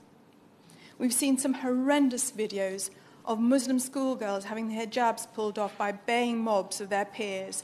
And I've been told about adults shouting abuse at Jewish school children as they make their way to school. Mrs. Moon, as the horror of child sexual exploitation and abuse is unfolded across all our communities, we know that 1 in 20 children are sexually abused, and that in 1 in 3 of these children they didn't tell an adult. It's vital that all children learn the difference between what is a healthy relationship and what is not. And I believe RSE has a key role in this, teaching our children and young people to treat each other with kindness, with respect and integrity, so that they can grow into happy, confident and caring adults. As a former public health professional, it's already been mentioned here, but there is overwhelming evidence about the importance of providing high-quality, age-appropriate RSE in preventing sexually transmitted infections and unplanned teenage pregnancies as well. While I respect those parents' views who believe that they should be the ones who teach their children RSE, according to the PSHE Association, over 9 out of 10 parents want schools to teach RSE, whether that's because they feel they don't have the necessary skills or knowledge, or that they are too embarrassed themselves. And of course, we shouldn't forget the 400,000 or so children who are in care. I believe that RSE should be taught at school in partnership with the children's parents or guardians. RSE at school should be high quality, age appropriate, and taught well by well-trained staff. And this should be following consultation and an agreement between the parents and the schools. But as has been so well enunciated today, where there is difficulty, I really do understand that we need to have a resolution process that ensures that we can agree that, or where we haven't been clear as parliamentarians, there needs to be a process to enable that clarity. They need to have confidence, this is the parents I'm talking about, not only in what their children are being taught, but also that key messages can be reinforced at home and at school. So for these reasons, I don't believe an opt-out from RSE at school would be helpful. But if it is to go ahead, I do believe it should be the exception rather than the rule. And I think, again, my honourable friend, the member for Walthamstow, made an excellent point about ensuring that we monitor the level of opt-out. I just want to mention my gratitude to the faith leaders in Oldham who I've been in touch with and have shown great leadership in this issue and who share my concern about the intolerant tone and misleading information of some of the campaigns expressing a counter view. I'm sorry, it's Sir David, is it? Yeah. There is strong evidence to show that babies are not born hating people who may be different from themselves. They learn these attitudes, and sometimes these attitudes manifest into intolerant, hateful, and even unlawful behaviour. Good quality RSE at home and at school can help prevent this. Thank you so much, Sir David. Mr. Jim Fitzpatrick. So, David, it's a pleasure to see you presiding over this debate from now, and I'm grateful to follow my honourable friend from Oldham East and Saddleworth for another one of our trademark thoughtful contributions.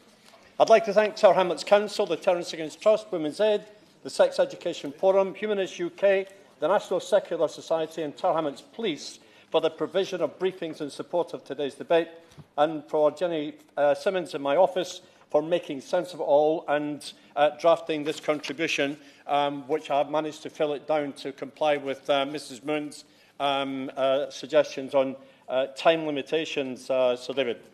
Today I'd like to explain why I support compulsory relationships education and why it's not just useful but essential for the welfare of children in Poplar and Limehouse, despite 100 emails and 1,200 plus signatures from constituents supporting the petition.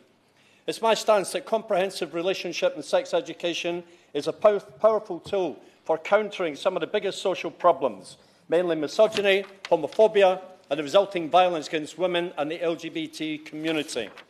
Society has a responsibility to ensure our young people have the confidence to live full lives without embarrassment, confusion, or worse. As it stands now, parents have the right to withdraw their children from sex education up until 3 terms before they turn 16. But we know that some young people start having sex much younger than 16. Young people need to be educated properly about how to look after their bodies and avoid contracting diseases. My own borough of Tower Hamlets has one of the highest chlamydia rates in all of the UK, and the Council are keen to address this through comprehensive sex education. The Sex Education Forum quote research that states that young people who receive high-quality RSE are more likely to start having sex at an older age and use protection when they do. So contrary to some parents' fears that being taught RSE may encourage young people to engage in premature, unsafe sexual activity, research shows quite the opposite. There is nothing to prohibit parents from giving their children further information. However, it must be covered in school to ensure all children know the basics about puberty and adolescence. Consent is also an important thing to learn at a young age. Young women and girls need to understand as early as possible how to express consent in an intimate relationship and to know it's okay to say no. Young men and boys especially need to learn the importance of no and how to respect that. RSE lessons can also be opportunities to recognise any abuse that pupils may be experiencing. Lessons could help pupils learn about healthy and safe relationships and recognise signs of sexual, physical or emotional abuse in themselves and others. 1 in 6 children in Tower Hamlets have special educational needs, making them more vulnerable to abuse. Our Council recognise the importance of RSE in supporting these children and young people, increasing their knowledge about sexual abuse and improving their skills in refusing activities with which they are not comfortable. Relationships education will also provide an important space for children and young people to learn about how to get on with each other, about gender dynamics. We know that sexist and misogynist attitudes can be picked up in childhood and if left uncorrected, can develop into abuse towards women. Violence against women is a particular problem in my borough, much of it happening within the home. Tower Hamlets Police told me that in the past 12 months there have been over 3,400 offences relating to domestic abuse. 100 of these caused moderate or severe injury, and 4 led to death.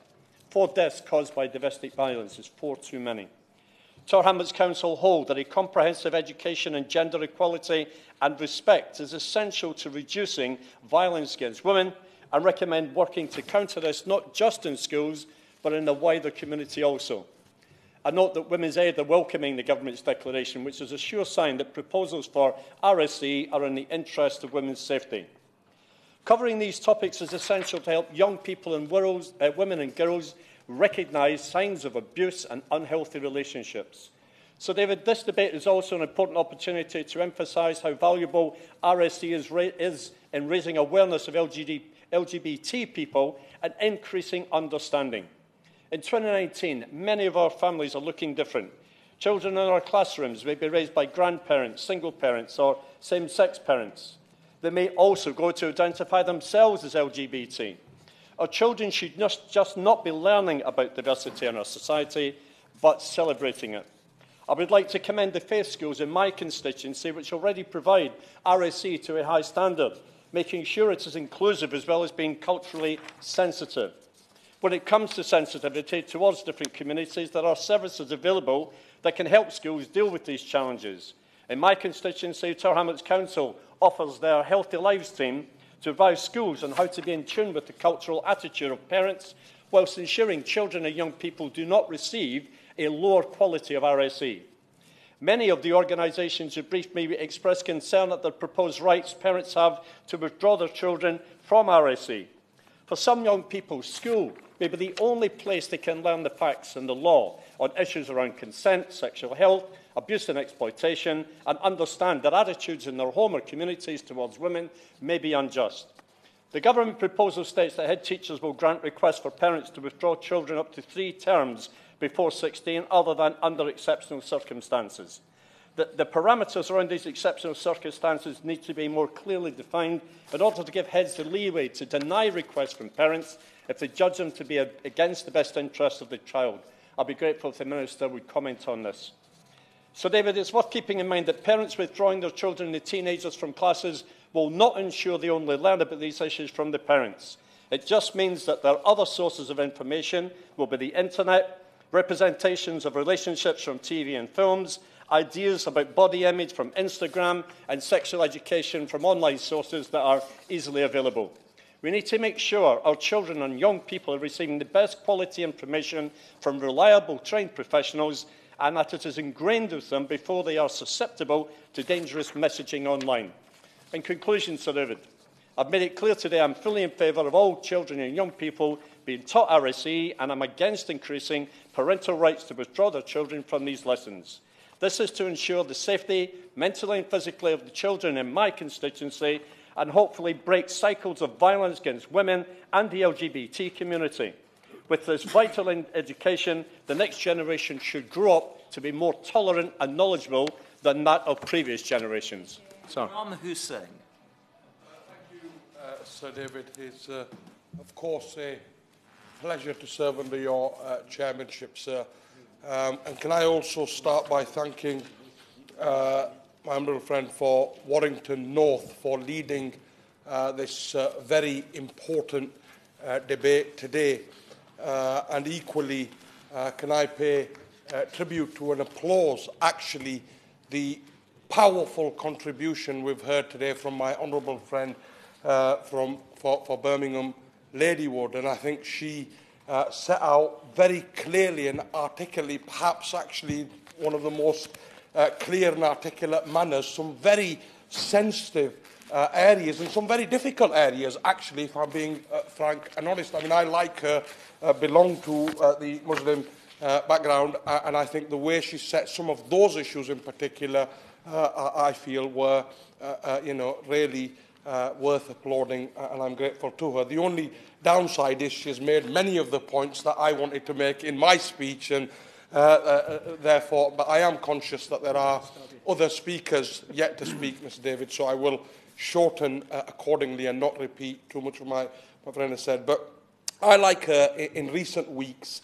have been contacted by many of my constituents who have expressed concerns about these proposals. And I want to also put on record and convey their concerns here today. However, whilst harbouring concerns about these proposals, they are absolutely clear, as am I, that the need to teach our children respect and tolerance for others, as well as how to be safe, particularly in the modern era with all the safeguarding challenges that technology and social media now brings, must remain a key and important consideration.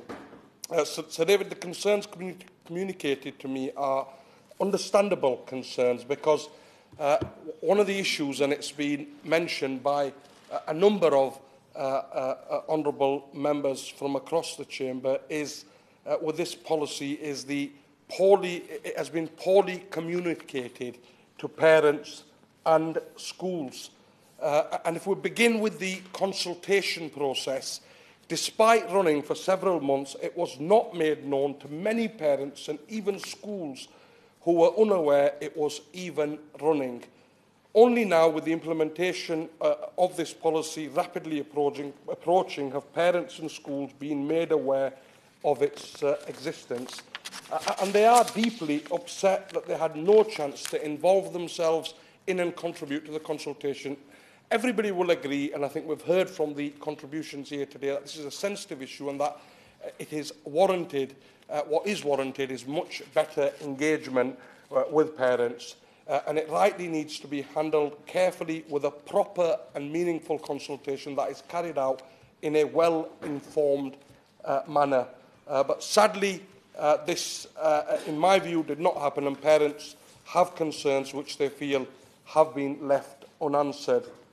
The second matter I come on to around concerns is another matter that's been quite topical here today, and that is around, parents have spoken to me around concerns around the age appropriateness element of what will be taught in schools. And they tell me that they are apprehensive that the content which we do not know the details of will not be suitable for primary school children. Throughout the I'm not going to, because we're on the clock and I've got quite a number of points that I do want to get on the record, and it's not fair to the one or two. I may come back.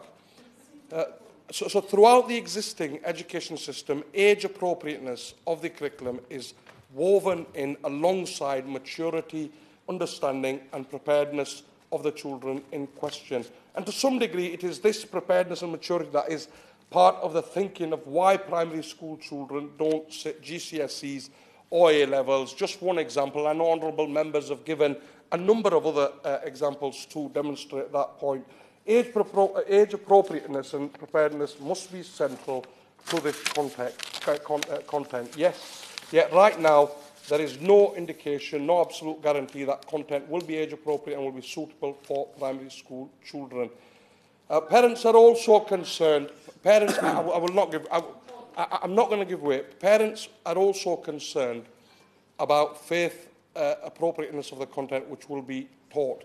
And importantly, there are parents of all faith backgrounds highlighting these concerns. It is not an issue for a single faith community, but rather one for the religious community as a collective. Faith, and I think, again, my honourable friend for Birmingham Ladywood made some very pertinent points, in particular around the certain sections of faith communities feeling polarised and isolated, perhaps, in some contexts. And let's be clear, faith is and should be a protected characteristic that rightly must be respected and considered whenever policy changes are made in all walks of life, including in education. Time not permitting, finally, I cannot emphasise enough the value of the involvement and inclusion of parents in any education policy, another point that many members have touched on. For if children are to be successful in life and do well in school, they not only need good schools, they need involved parents, and we cannot leave out parents nor neglect them. Parents are the final custodians of their children, making decisions for them and on their behalf until they can make their own responsible decisions, which is backed up by Article 14 of the United Nations Convention on the Rights of the Child, which itself states that governments must respect the rights and responsibilities of parents to guide their child as they grow up. So ultimately, Sir David, any education policy must have parental oversight and inclusion of parents, complement the work that they do at home, and have their involvement and consent. And in concluding, Sir David, I urge the Minister, in listening to this very important debate this afternoon and hearing the concerns of parents from my constituency and indeed from those of other honourable members, and to carefully consider all the concerns that I have raised on their behalf and ensure that involvement and consent of parents in the education of children is upheld and maintained as both vital and fundamental. Sir David Amos. First of all, can I say that these regulations will not apply to Northern Ireland initially, but I suspect that when they go through, they eventually will be extended to Northern Ireland. But even though they don't apply to and they won't apply to my constituency, I nevertheless believe that there is a fundamental issue which members of Parliament, regardless of where they come from, need to be addressing here today. We've had many arguments made about the importance of relationship education and sexual education and the benefits of it. I would point out, Sir Amos, that one of the things which strikes me is that despite the catalogue that we have had of increased domestic violence, STIs, domestic abuse, etc., all of that comes against a background of, over the years, increasing sexual education and relationship education already taking place in schools. So if anyone thinks that there's a panacea being brought about here by introducing these regulations, I think we've got to disabuse them of that. No, I'm not going to take any interventions because there are other people who wish to speak. So that's the first thing. The second thing I want to point out is that the central core issue here is the freedom of individuals and families to make decisions about what is the appropriate teaching for their youngsters. And there's an irony that on one hand you can withdraw your youngster from education totally, and you can teach them at home. But when it comes to this one particular aspect of education, the right to opt out is severely curtailed. And that strikes me as very, very odd, especially in something which is as sensitive as this. And there are many parents who have written to me about this, and briefings which I've been given, who are concerned that, first of all, the state is taking away from them the responsibility which they believe ultimately rests with them. Yes, the children may well go to relationship education in school, and the parents may decide that that is appropriate. But if they decide that, look, what is happening in the school is not something I want my youngster to be taught, then the right to withdraw has been taken away from them. And, of course, it also, and it's significant that most of the publicity around this has been about LBG relationships. In fact, when interviewed on Radio 4, the Chief Inspector, the Chief of Ofsted, actually zoned in on that particular aspect. And for some parents, those are not the kind of relationships that they want to be taught by a stranger to their children. If they're going to talk about those things, then they want to have the ability to teach their youngsters about that themselves. At least they have control over what is taught in that particular instance. And so, no, I won't give way. No. So that's and it is important that the state should not have a monopoly on those kinds of issues when it comes to the teaching of youngsters. The one thing which I thought was significant in many of the discussions which we've had today, and many of the speeches we have had today, is that many of those who have talked about the importance of these regulations and been opposed to opt-outs are the very people in many other instances who would continually quote from human rights obligations. And yet it is quite clear in a whole range of international rulings, whether it's through the Court of Human Rights, whether it's the international rules on human rights, that time and time again, I don't want to quote the legislation or the rulings, but time and time again, the emphasis is that parents ultimately should have the right to know and the right to decide what is being taught to their youngsters, and should be able, where they believe that it is contrary to their beliefs, to be able to exercise their rights not to have their youngsters subject to that kind of teaching. And indeed, they should be the people who ultimately decide what values and what beliefs are instilled in their children. And it's significant that this aspect seems to have been devoid from a lot of the debate that we've had today and a lot of the speeches that we've had today. The last point that I want to make is this, that the rules and the regulations as they stand place either a big burden on teachers or else far too many far too many rights on head teachers, because there is no definition of what is an exceptional circumstance. And so a head teacher who particularly wants to push and see in their school pushed certain lifestyles in relationship education could refuse to allow parents to have their children opt out. They may regard them as bigots. They might regard them as people who have got funny views. They're fundamentalists. They're orthodox, whatever others, and they don't like that. And we've got to remember that the secular trend in education can be quite aggressive at times. And so it gives a huge ability to head teachers who want to push an agenda. No, you cannot remove your children whether you like it or not, because I want them to hear this. Or on the other hand, it places a burden on teachers where, without any specific guidelines and without criteria, the head teacher is left to make a judgment.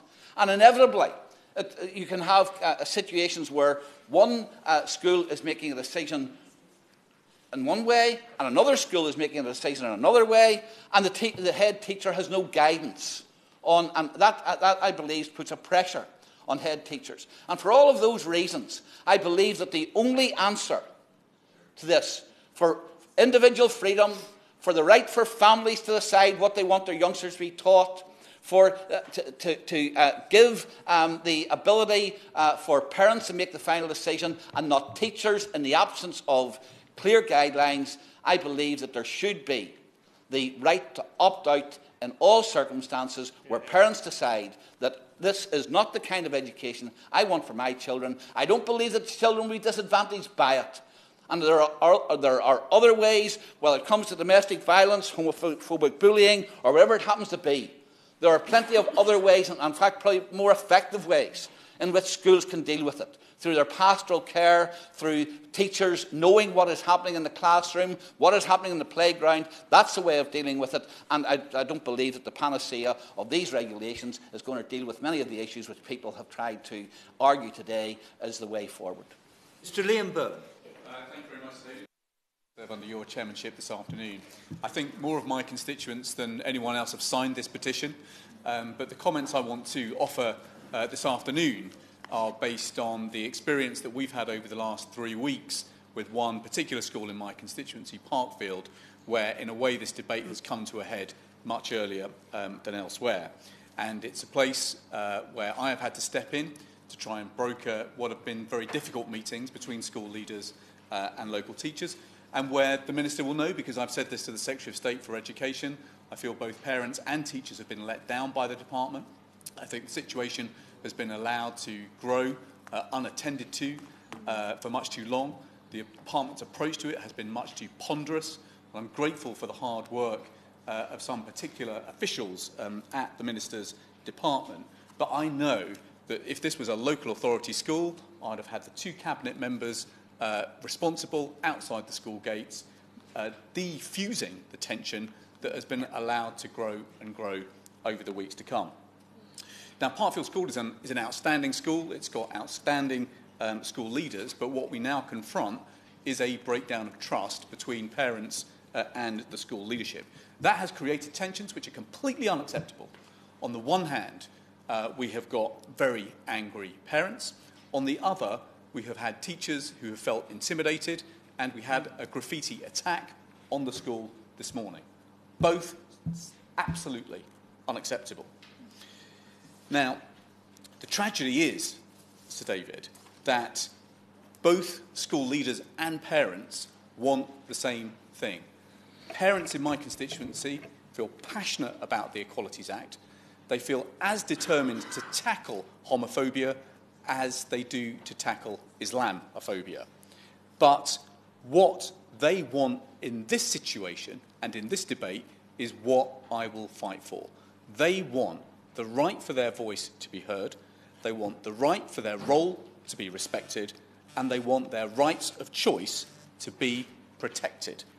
And we know, and I think it's been helpful to acknowledge this across the House this afternoon, that relationship education is vitally important to raising children up in the realities of modern Britain and the modern world. But if we do not pay regard to those 3 basic rights of parents, then we will fail in our duty to legislators. And that's why I have to agree with my honourable friend, the member for Ladywood, when I say it is deeply disappointing that the guidance has been discussed on the floor of the House of Commons, and yet we are in this debate here. The consultation was finished months and months ago.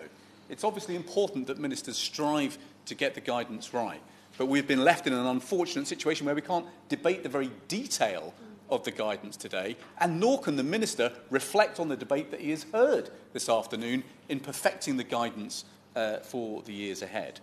I want to touch to David very briefly on the 3 different rights of parents that I think we need a very sharp focus on in this guidance, which I've obviously not had the chance to read. First, we need to make sure that parents have their right of choice respected. Our experience in Parkfield touches on the way that the Equalities Act has been taught, and in particular the protected characteristics of the Equalities Act. And while, Sir David, that is a different piece of legislation to the Act that enables these regulations, it's very difficult to unpick what is relationship education and what is education that relates to a particular characteristic. All parents are asking for, actually, is something very simple. They want to ensure that the way in which relationship education and protected characteristics education is taught is absolutely balanced and gives equal regard to each of the characteristics, including the background of faith. Now, as it happens, there are many, many ways of teaching the Equalities Act. Birmingham City Council has one kind of toolkit. Stonewall has another kind of toolkit. And I want to put on record my thanks to Ruth Hunt, the former Chief Executive of Stonewall, for the counsel that she has given to me over the last week. And then there are different programmes like No Outsiders developed by the school. The challenge we had is that parents were under the impression that No Outsiders was the only way in which you could teach the Equalities Act. That was simply not the case. But it meant that parents' right of choice in the way this education was delivered was not delivered in the way that I think we should be aspiring to. Second, we have to respect the right of parents as the principal educators of their children when it comes to relationship education. That means that decisions about the age appropriateness of material have to be made out in the open, not behind closed doors. Crucially, what I hope the Secretary of State and the Minister are going to be able to clarify in the guidance is that where there is a collision between the relationship guidance that is being tabled in the House today and Equalities Act education, that he will be able to clear up what is what, and crucially, what enjoys a right to withdrawal and what does not. Because at the moment, I have to say to him, there is wholesale confusion amongst parents and, I'm afraid, amongst many teachers. Third, we have to ensure that the way in which parental voice is heard is there all the way through the process. No Outsiders may well have been a path-breaking process.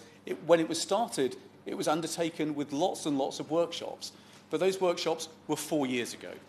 Consultation, when it comes to Equalities Act education or relationship education, cannot be a one-off. It must be constant. It must be the golden thread that runs right the way through the way this particular kind of education is delivered.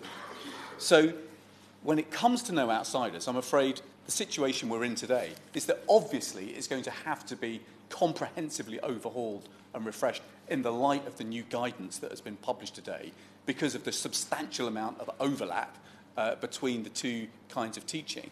But what I hope the Minister will be able to do today is guarantee me that the three basic rights of parents, their right to have their voice heard, their right to have their role respected, and crucially, their right of choice protected. I hope he will guarantee to me that those three basic rights will be protected as the school reworks what it is teaching over the months to come.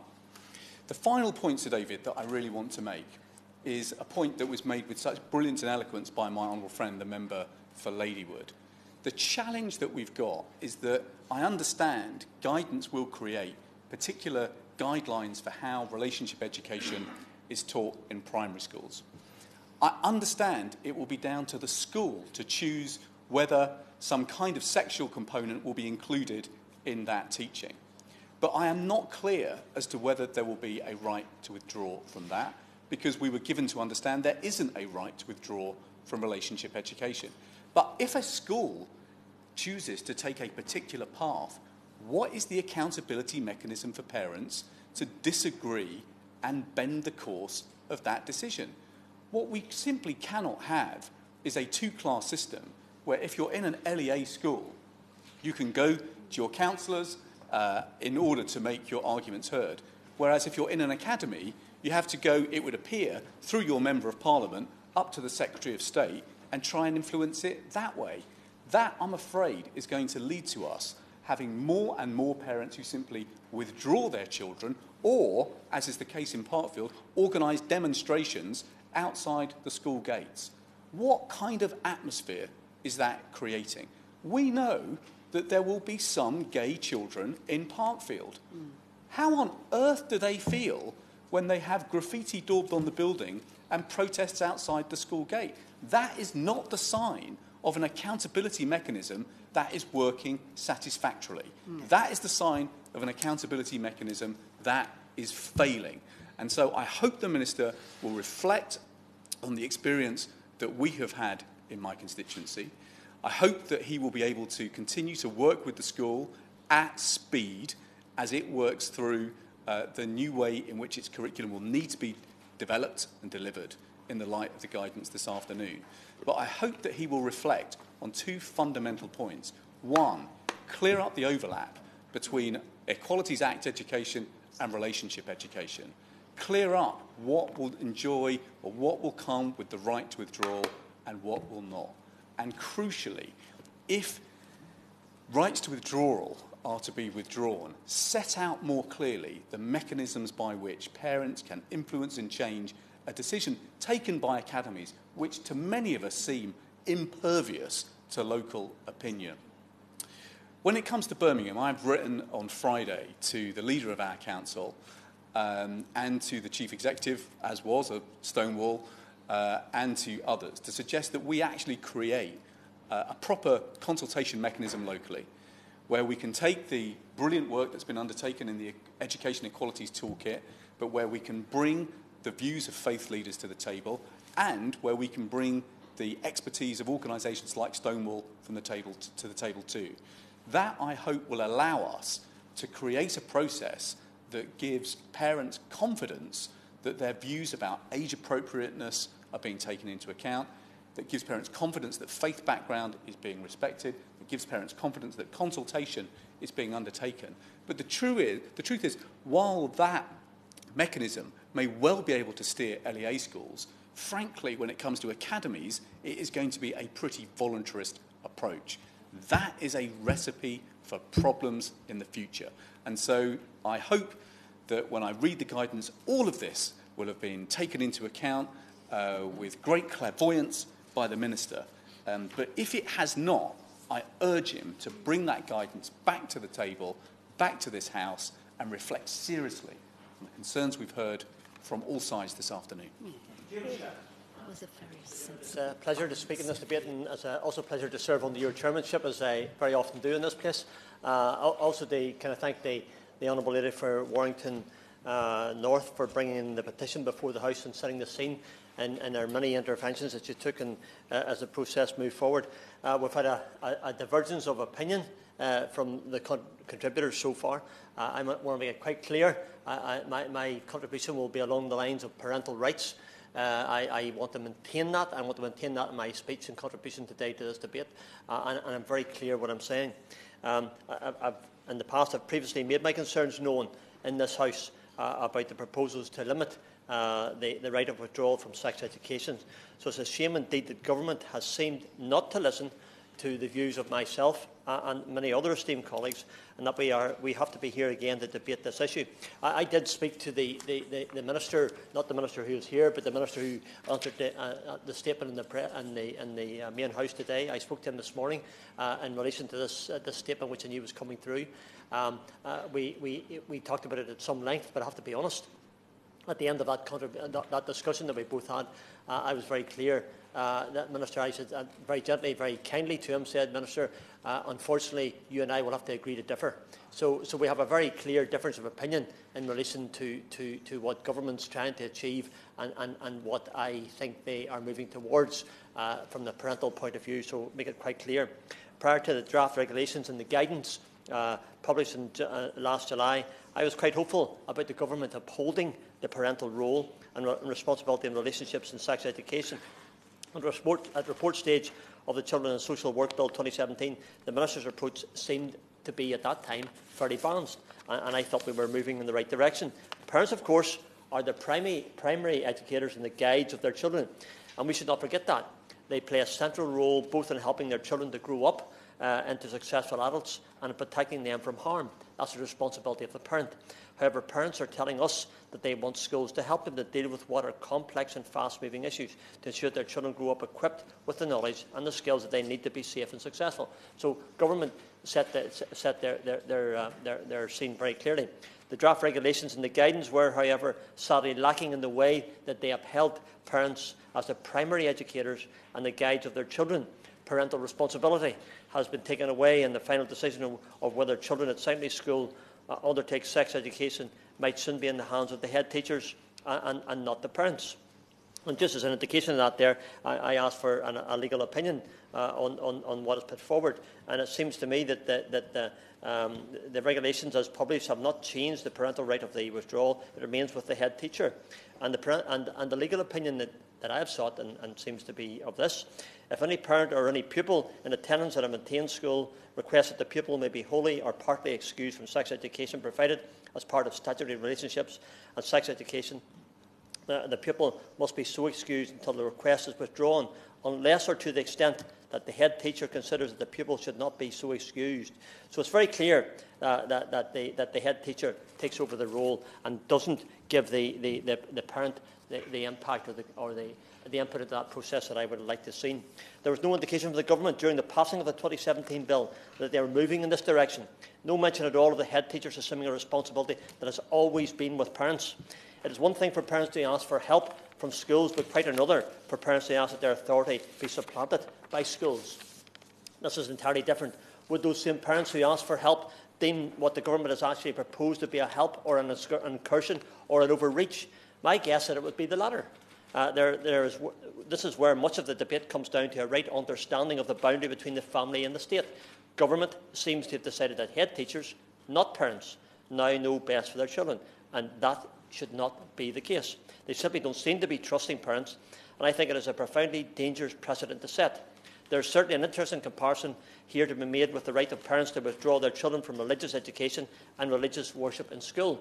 And again, Section 71 of the School Standards and Framework Act 1998 states that if the parent of a pupil at a community, foundation or voluntary school requests that he may be wholly or partly excused, A, from receiving religious education given the school in accordance with the school's basic curriculum, from attendance of religious worship in the school, or both from receiving such education and from such attendance, the pupil shall be so excused until the request is withdrawn. The right of withdrawal, Sir David, from religious education and religious worship has remained uncontested since 1998. I imagine that if the government were proposing to remove the right from parents, colleagues from across the House, both those with religious background and those without, would be outraged, and rightly so. And yet the government has deemed it appropriate to undercut the authority and the responsibility of parents in regard to relationships and sex education. RSE are some of the most contentious topics taught in school and are a perfect example of where parents will want, in line with their rights as outlined in Protocol 1, Article 2 of the European Convention of Human Rights, which my honourable friend who's not here spoke about in his contribution earlier on, and which states that in the exercise of any functions which it assumes in relation to education and to teaching, the state shall respect the right of parents to ensure such education and teaching in conformity with their own religious and philosophical convictions. That's what I believe. That's what I think government should be doing. There are issues of a personal nature, matters of morality that are best left for parents to decide how to raise their children. It is not for the state to decide that the morality and the standards of each family in the United Kingdom. It is for those families. It is for those parents, and it should be and nothing less. You may not agree, Sir David, or not you personally, Sir David, but you may not agree with how I bring my children up, and I may not agree with how you do. But it is fundamental to the values of a democratic society that we respect the privacy of each other's family life and home, and uphold the right to freedom of conscience, of thought and religion. That's what I believe. I suspect that many in this debate believe that, but some may have a slightly different opinion. I understand this right, that we cannot press our faith or religion or others on others, and that is why we have the right for parents to withdraw their children from religious education. And I understand that, and I respect that, and accept that. But can I implore colleagues, and in particular the Minister who has got the responsibility for answering our comments in relation to him, to understand that it's not right for head teachers or the state to press their values and morality on parents by not allowing them to withdraw their children from relationships and sex education. Sadly, as other colleagues have also noted, it is fairly impossible to understand how a right of withdrawal will actually work in practice, given the blurry line between relationships education and sex education. The reality is that sex does not take place in a relational vacuum, and therefore we should not teach it in such a way. We've got to be careful how it's done. I understand that the government's draft guidance to schools, in fact, stresses this point. I get an example of some of the things that government have said that are correct, but the end result seems to leave a void. It is nonsensical, however, to stress the way that relationships and sex education should be taught in an integrated way as one subject, and then to allow parents to withdraw their children from sex education. This will present overwhelming challenges to schools as they draw up their curriculum, and to parents as they try to figure out when and how they can request their child to be excused, given the interlinked nature of the subject. There seems to be an easy solution, Sir David, as I see it, to these problems for the government today. Put back into the regulations a right for parents to withdraw their children, and extend this to both the relationships and sex education. This is a simple fix. And given that government has not yet laid the regulations before the House, one that is entirely within the power to do so. So it still can be done easily and now in the consultation process as we move forward to potential legislation. I conclude with this comment because we were very clear on the time limit that the Chair said it beforehand. This is my last comment. Minister, at this time, please listen to my own and to my esteemed colleagues' concerns, and don't push forward with this radical change which will diminish and undermine parents and parental control. Uphold families, uphold parental responsibility and authority. Minister, I implore you to do so. Thank you. and it's a pleasure to serve under your chairship and to have sat through the wide range of contributions to this debate. I think that's probably the only way I can describe them. And I do appreciate that it is a contentious issue, although I don't think it's a difficult issue, because actually at the heart of this, although the petition is about parental rights, at the heart of this issue are children's rights. And I think, unfortunately, some of our speakers today have forgotten that. And I rise to speak as far as I'm aware, the only member of the LGBT community to have spoken. I am a lesbian, and I started school, primary school in Scotland, the year that Section 28 came into force. This year, my 4.5-year-old niece will start school in Scotland, the first year that inclusive education will be brought in Scotland. And that is a source of great pride for me. But as the Honourable Lady for Walthamstow mentioned, and unfortunately she's not in her place, the kind of bullying that people like me and people like some of my friends and colleagues experienced and still experience in school is because of a fundamental lack of education, understanding and intolerance. And I absolutely respect the right of religious communities. And I absolutely respect the right of parents. But what I would say to them is if they want an inclusive society and each religious group wants themselves not just to be tolerated, but to be accepted, then surely the best way to do that is to have our children in their schools properly educated about the range of families, about the range of religions, and of the range of people that we have in our society. And of course this issue is devolved, and I take on board the points that have been made by a number of members about the implementation and the stress and concern that that has caused in some communities, and that is regrettable. And none of us are perfect, no government and no party, but we are in the situation, certainly from a Scottish perspective, that the majority of parents in Scotland want schools to teach RSE. 92% in 2016 in an independent poll for the PSHE Association. So I just want to bring that Scottish perspective to that. And it has been said already, nearly half of LGBT pupils, 45%, are bullied for being LGBT. And some of you, I'm sure, will be aware of the work of Laura Bates, the founder of the Everyday Sexism Project and the writer of many an excellent column and book, most recently a book called Misogynation, which I would suggest all members add to their reading list. And she recalls in the work that she's done how young women described it as normal to be groped or sexually assaulted while wearing their school uniform, and the shock she experienced at the level of misconception and myths that surround ideas about sexual relationships amongst young people. And I think the point that a number of members have made about tracking the number of children in each school that are being taken out of RSE and discussions with those parents about how they are teaching their children and what they are teaching their children is actually a very sensible idea. Now, I understand that there will be some parents that will have concerns about that, but surely if you are a responsible parent and you have nothing to hide from and no concerns, and you have taken your child out of RSE, you should have no concerns about if a school wants to support you in that decision.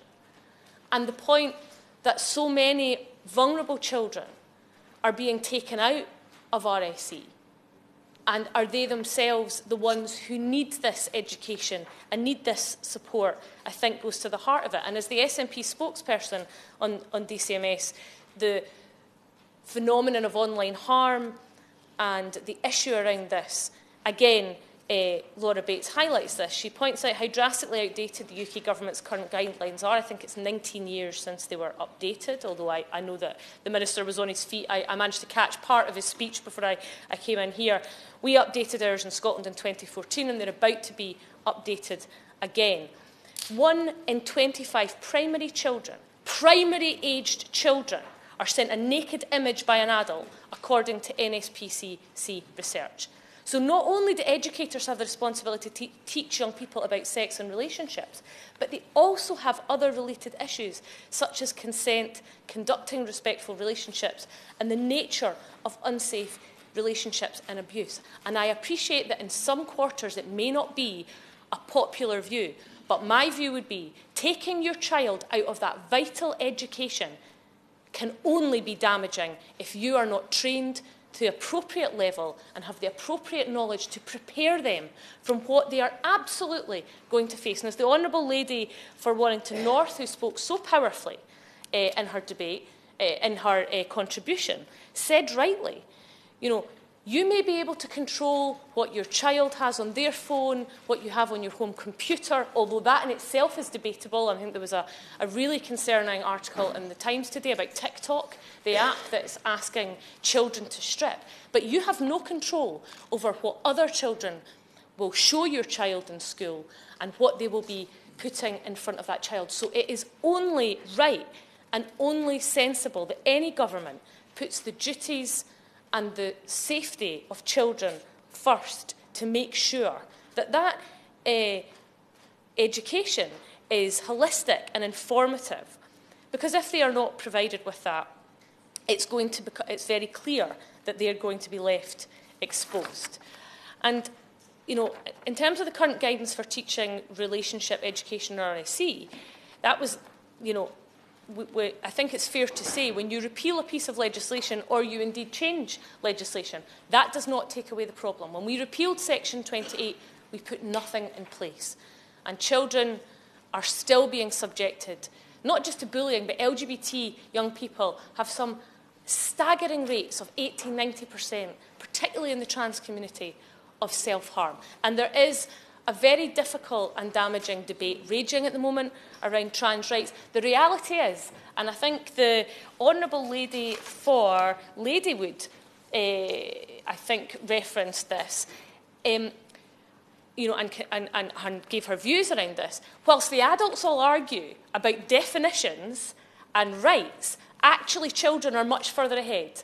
When I go to my local LGBT group, the Glitter Karens, and talk to them, and some of those young people are much, much better informed than most of the adults I know. The reality is those discussions and that education is taking place outside of schools. Now, in Scotland, our education, our LGBT education will be world leading, and I want to pay tribute to the Time for Inclusive Education campaign, to Stonewall, to LGBT Youth Scotland, and my colleagues in the Scottish Government, particularly John Swinney and Christina McKelvey, because they have been bold, and they have been brave, and they have brought that forward, and they have consulted widely.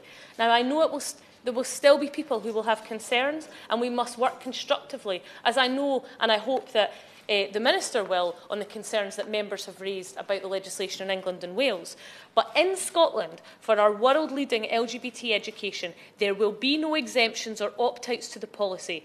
It will embed LGBTI inclusive education across the curriculum and across subjects which the Scottish Government believe is a world first. Now, when we talk about religious tolerance and freedom, I wonder if, and that within every religion has a spectrum.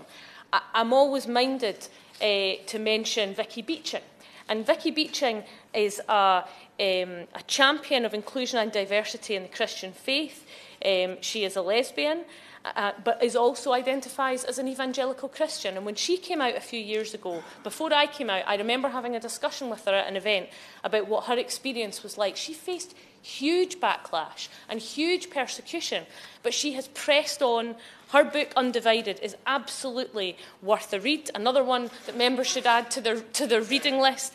But she has, in her book, Undivided, she talks about the reading and the interpretation of the Bible, of religious texts, and how certain communities can, for their own ends, interpret texts in a certain way, and how, as we move on, and as society progresses and evolves, people read texts in different ways. Now, I am not about to preach to any religion about how they should look at their texts, but it's interesting to know that somebody like Vicky from the Christian community talks from a scholarly and theological perspective about the Christian faith and about how some in the Christian faith have interpreted what the Bible says about LGBT people.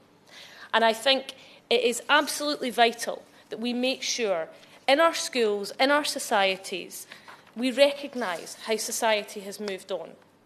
Pornography has become a huge issue.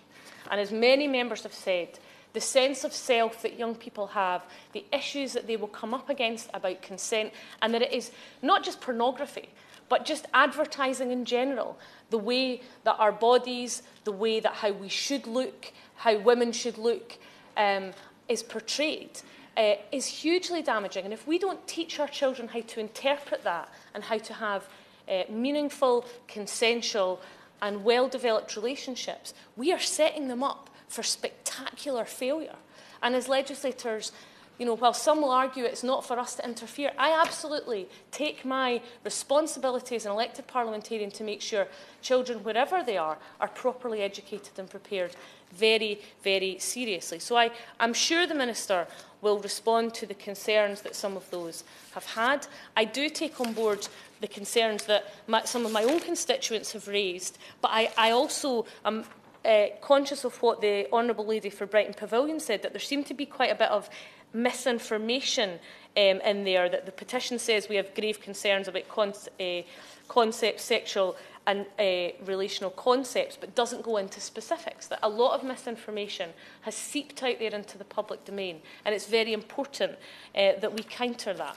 So, Sir David, I would just close by saying there is a wealth of incredible literature out there to counter some of the narratives that are out there about sex and relationships and consent. I would just like to pay tribute to Lucy Ann Holmes. She was the founder of the No More Page 3 campaign, and it's a shame that the Honourable Lady for Brighton Pavilion is not here, because she famously wore that T-shirt in Parliament. And Lucy Ann Holmes did, I think, a huge amount for feminism when she and her feminist colleagues managed to get rid of the of topless women on page 3. And the work that she has done since then, she's just brought out a book called Don't Hold My Head Down. It's a memoir about sex, and it's another one to add to your reading list, because it talks about her journey into self-love and empowerment through sex, and what healthy sex and healthy relationships should and could look like. And I have to say, in reading it, it was almost like going on a journey through my own experiences, because the reality is so many of our young people are growing up either in abusive relationships because they're experiencing them at home, they're seeing them on television, in the media, and they don't understand what should be respectful and should be consensual. And we must absolutely give them the best start in life, have inclusive education, and do everything we can to make sure that they are supported and can have fulfilling lives and be, above all, safe and protected. Thank you, Sir David, and it's a pleasure always to serve under your chairmanship today, which is this very important, critical debate. Can I thank all members who've taken part today? I will name them: Henley, Ladywood, Congleton, Walthamstow, Bolton West, Bradford West, Brighton Pavilion, Oldham East and Saddleworth, Poplar, Limehouse, Bradford East, East Antrim, Hodge Hill, Strangford and Livingston. I think they've been excellent contributions by everybody. I want to start off by saying government's right to be doing what it's doing. The common good is the maximum utility for the most number of people, but always with a preferential option for those who can't go along with the decisions. And I think the member for Ladywood has really whetted my appetite around the culture wars here today. We must be very careful not to engage in them. Government should and has a right to govern and bring forward guidance upon this matter.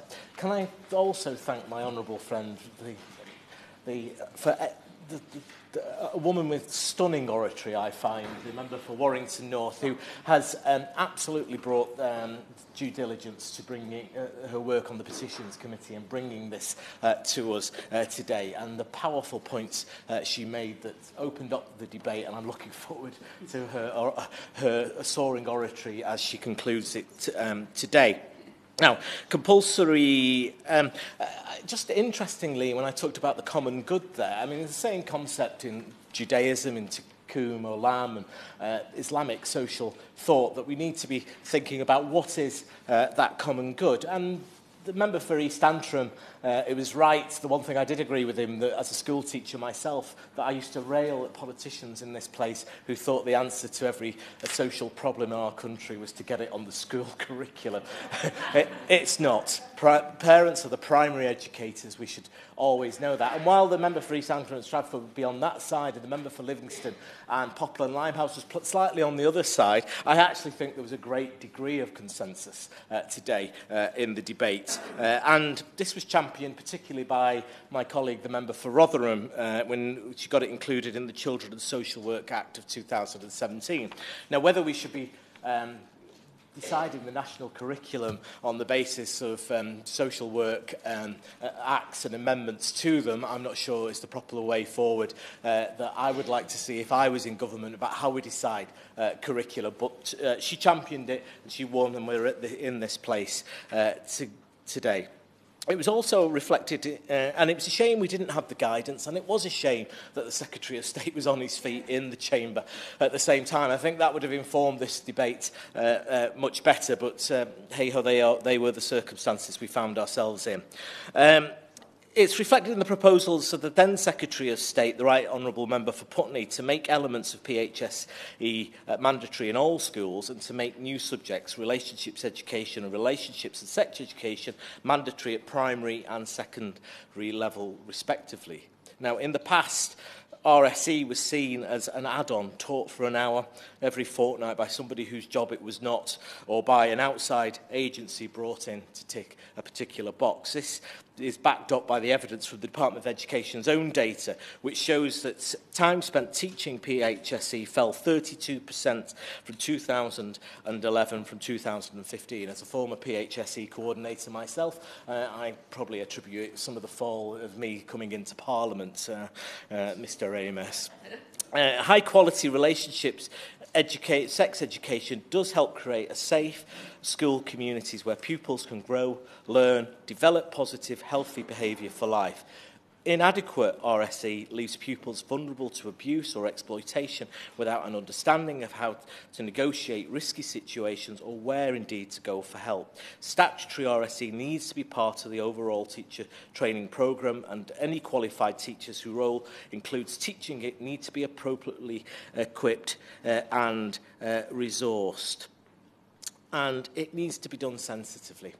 I taught Year 5 for a number of years, and I taught the sex education programme. This was a really well-developed policy through the SACRA, through local religious organisations, the LEA. There was a sense of subsidiarity about how this was done in local areas, and I think we lose that slightly through the multi-academy trust system, as my honourable friend for Hodge Hill has pointed out. This policy was overseen by the head teacher. We held consultation meetings with all the parents in that class. We did individual one-to-ones. We had an accelerated learning programme where objectives were clearly marked out and outcomes noted. And at the end, it was done late into the term when I had personally established good relationships with each of those children. It was overseen by a parent governor, Mrs. Rocker in my case, who was also the school secretary, who would come and actually sit in on some of those lessons if the head teacher didn't. I would present myself at the school gate at the end of every day of those lessons to make sure parents could interact with me, and at the end of each lesson, as we'd done the objectives, children could place a question into the pot that we would have an open and honest and constructive relationship, a conversation about the questions that they had. And when it's done well, it was done really well in my school. I taught it well, but it was down to really strong leadership from the head teacher about how we did it. So the Minister needs to outline the budget and resources his department have identified to support schools like my school where I taught it so that teachers can deliver it effectively. The government's draft guidance clearly sets out the rights of parents and carers to withdraw pupils from sex but not relationship education. It also notes that the role of parents in the development of their children's understanding about relationships is vital. They are the primary educators, and that all schools should work closely with parents when planning and delivering these subjects to ensure all children, young people, receive age-appropriate RSE. And the Minister will probably touch upon, will this be the same for LEA schools as it will be for free schools, as it will be for academies, because we know there are differentials currently about how the national curriculum is delivered in them schools. For primary schools, the draft guidance states that head teachers will automatically grant a request to withdraw a pupil from any sex education other than as part of the science curriculum. In secondary schools, parents will still have a right to request withdrawal to withdraw children from all sex education delivered as part of statutory RSE. And this request would be granted in all but exceptional circumstances. This would apply up to 3 terms before the child turns 16, at which point a child will be able to opt in to sex education if they so choose. The guidance is also clear that primary educators, parents, must be consulted on their school's curriculum for relationships and sex education. Children need to be taught what a coercive relationship, whether it be violence, whether it be sexual. This government's actually done remarkable work. I commend the Prime Minister, and I rarely say this, particularly around human trafficking and the problems it creates. Children need to be taught about what is appropriate and not inappropriate when they meet other people. Then there is a danger that without a clearer steer from government, there will be big variations between schools in terms of what they deem consultation with parents to be. And that was the key message, I think, from the member for Hodge Hill, who spoke so eloquently about the issues at Parkfield in his constituency. So can I ask the Minister, will the Minister indicate what guidance and support will be available for primary schools to engage with parents on the RSE curriculum? I understand that views expressed through the consultation are helping to shape the final regulations and guidance, and that the Department for Education expects to lay the regulations in spring 2019 alongside final draft guidance. Given that we are expecting schools to be ready to deliver the statutory RSE curriculum in September, this does not allow much time for consultation with parents and appropriate training and resources for teachers. So can the Minister outline what consideration he has given to the ability of schools to deliver within those timescales? The role of RSE is, of course, sensitive and can be emotive. Our priority has to be keeping our children healthy and safe, and I, like many in this chamber, believe that age-appropriate RSE should be a statutory subject in schools in order to teach children about mutual respect and the importance of healthy relationships. It doesn't end there, because I think it's already been mentioned by the member for York. Last year, if you're a constituency MP, GMP, Greater Manchester Police, are increasingly worried about child exploitation, but they are more increasingly worried about criminal child exploitation. And last year we know, and this is where I've criticised the Minister in the past, 10,000 children, just short of 10,000 children, were off-rolled in years 9 and 10, where the state had no idea where those children were going to next. And that really does allow a huge amount of vulnerability for our young people. I'm happy to give way to the honourable. When he makes a particularly pertinent point, because does he agree with me that the rise and development of apps and threats to children online are so quick that many parents will not be able to keep up with it, and so those parents that are taking their children out of school will not have the information themselves to give them that support and help that they'll need? I'm sympathetic to that argument, but increasingly as well, schools are off-rolling children who are not being taught. That seems to me where the key vulnerability, just within the home, but also those children outside the home who are not in school. And this is a breeding ground for criminals who want to exploit children. Can I congratulate the member on her powerful private personal testimony in her speech as well. Children must know their rights if they are to exercise them through their lives. Relationship and sex education is most effective when it sits as part of a whole school approach embedded across the curriculum with well-trained staff, with an option for those with religious beliefs to input into that system as well. The government must now ensure that schools have the resources to deliver this. Thank you very much, David. A pleasure yet again to serve under your chairmanship.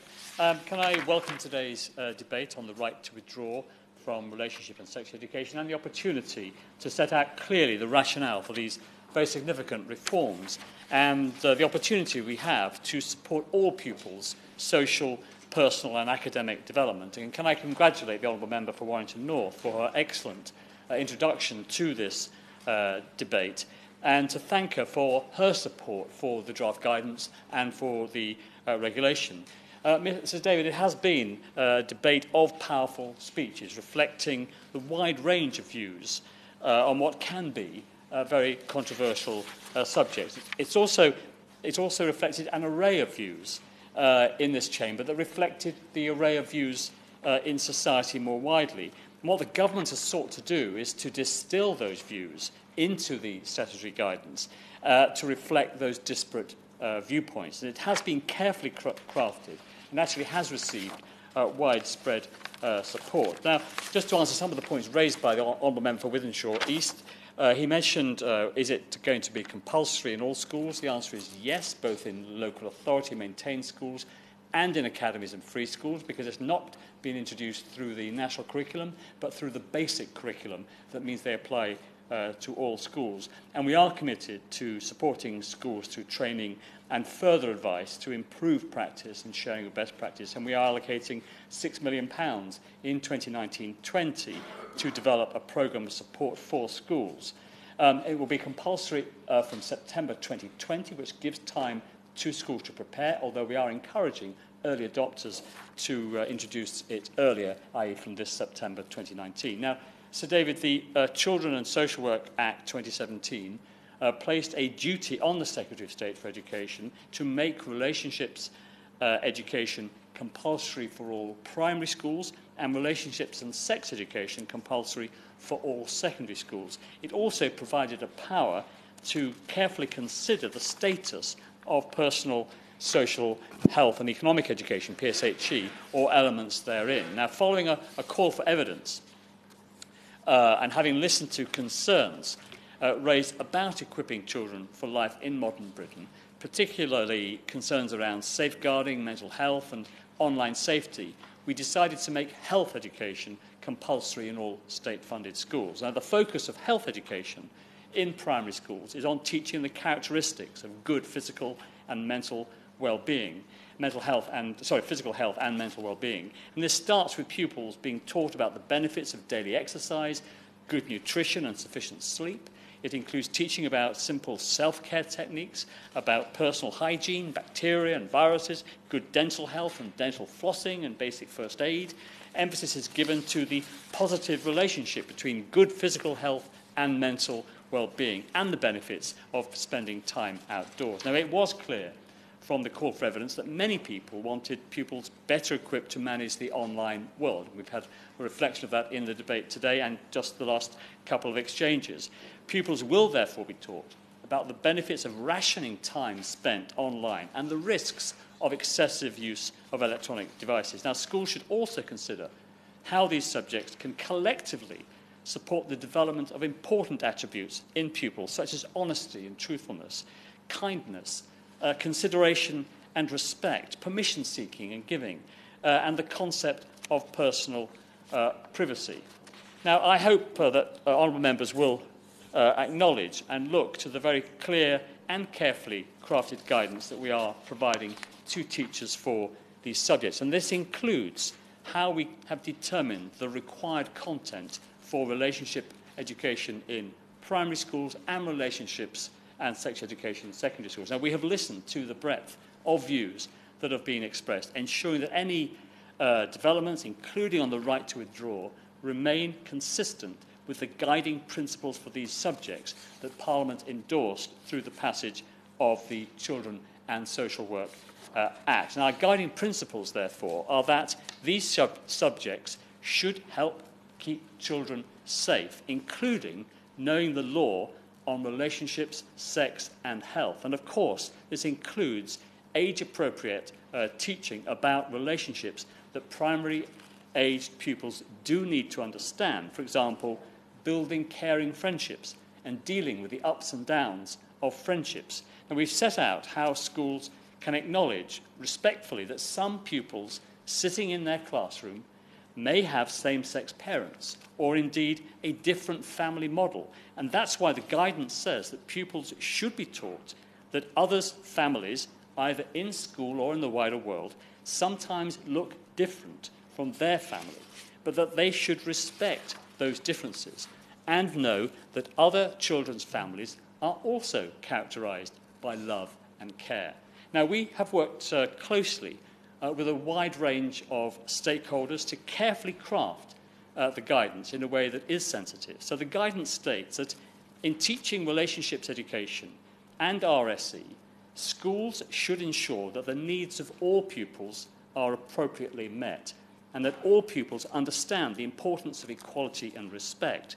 Schools must ensure that they comply with the relevant provisions of the Equality Act 2010, under which sexual orientation and gender reassignment are amongst the protected characteristics. And he goes on to say, Sir David, schools should ensure that all of their teaching is age-appropriate in approach and content.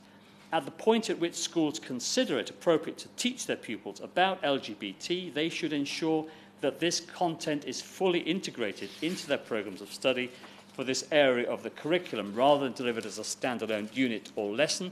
Schools are free to determine how to do this, and we expect all pupils to have been taught LGBT content at a timely point as part of this area of the curriculum. Now, this has been carefully crafted to create a coalition of the widest support, and I've been pleased to see a range of stakeholders acknowledging this today. The Church of England's Chief... I give way to the Right Honourable Gentleman. I'm listening to him very carefully. Will he go on to say what is the mechanism of resolving disputes where parents disagree with the judgment that a school has come to? Yes, I will come on to that in a moment, if I may, Sir David. As I was saying, the Church of England's Chief Education Officer, Reverend Nigel Genders, said, and I quote, "If adopted, these guidelines will equip schools and teachers to help children and young people gain the skills and knowledge to understand and value one another within a pluralistic society." And we have similar support from the Catholic Education Society. Now, all schools, whether religious in nature or not, will be required to take the religious beliefs of their pupils into account. I'll just finish this point. I'll give way in just one minute. I just want to finish this point. All schools will be required to take the religious beliefs of their pupils into account when they decide to deliver certain content to ensure topics are appropriately handled. However, it is vital, of course, that by the time they become adults and participate in British society, pupils understand, respect and value all of the protected characteristics under the 2010 Equality Act. And the Department trusts schools to make the right decisions about what and when they teach their pupils on topics, including equality. So I give way to the Honourable Gentleman. Can I thank the Minister for giving way? He's one of the ministers that I think many of us in this chamber massively respect in terms of the way he tries to do his job. Can I warmly welcome what the Minister said about health education in our schools? We've had two tragedies in my constituency in recent times involving young people, and there is a growing awareness of the absolute vital centrality of teaching mental well-being, particularly amongst young people in terms of the challenges that they face. But on the question of religious freedom, I need to ask him this question. Who in the government is doing the assessment of the cumulative impact on religious freedom of sex and relationship education, the regulation of private schools, and also CLG guidance on schools' integration duties? Who is in government responsible for doing the assessment of that cumulative impact of all of these changes on religious freedom in our society? Religious freedom is all too often cast aside. And this is particularly important, Minister, in circumstances where Ofsted takes a different view to a school. The guidance says the school shall be able to teach these things in a way which is consistent with their religious ethos. But who does a school consult in terms of making these decisions that the school is able to do so in a way which is consistent with their religious ethos, without Ofsted intervening and making it, in many cases, some cases certainly, inappropriate decisions? Well, think the honourable gentleman raises some very good points. We do take these issues extremely seriously. We are continually meeting religious groups from right across the spectrum to discuss these very sensitive issues. And if I can just refer to Ofsted, you raised the issue of Ofsted. Well, in common with other curriculum areas, Ofsted, of course, won't make a discrete judgment on delivery of a relationship or education or RSE, but the proposed new Ofsted framework does continue to set out the expectations that inspectors will consider the spiritual, moral and cultural development of pupils, as well as a broad and balanced curriculum when informing the judgment of a school. And we are in discussion, of course, with the whole time with Ofsted to ensure that they are also enforcing these rules in a sensitive way that reflects the religious background of the schools that they are inspecting. Now, we have been clear, Sir David, that parents and carers are the primary teachers of these topics, and that these subjects are designed to complement and reinforce the role of parents by building on what children learn at home. And that's why we have retained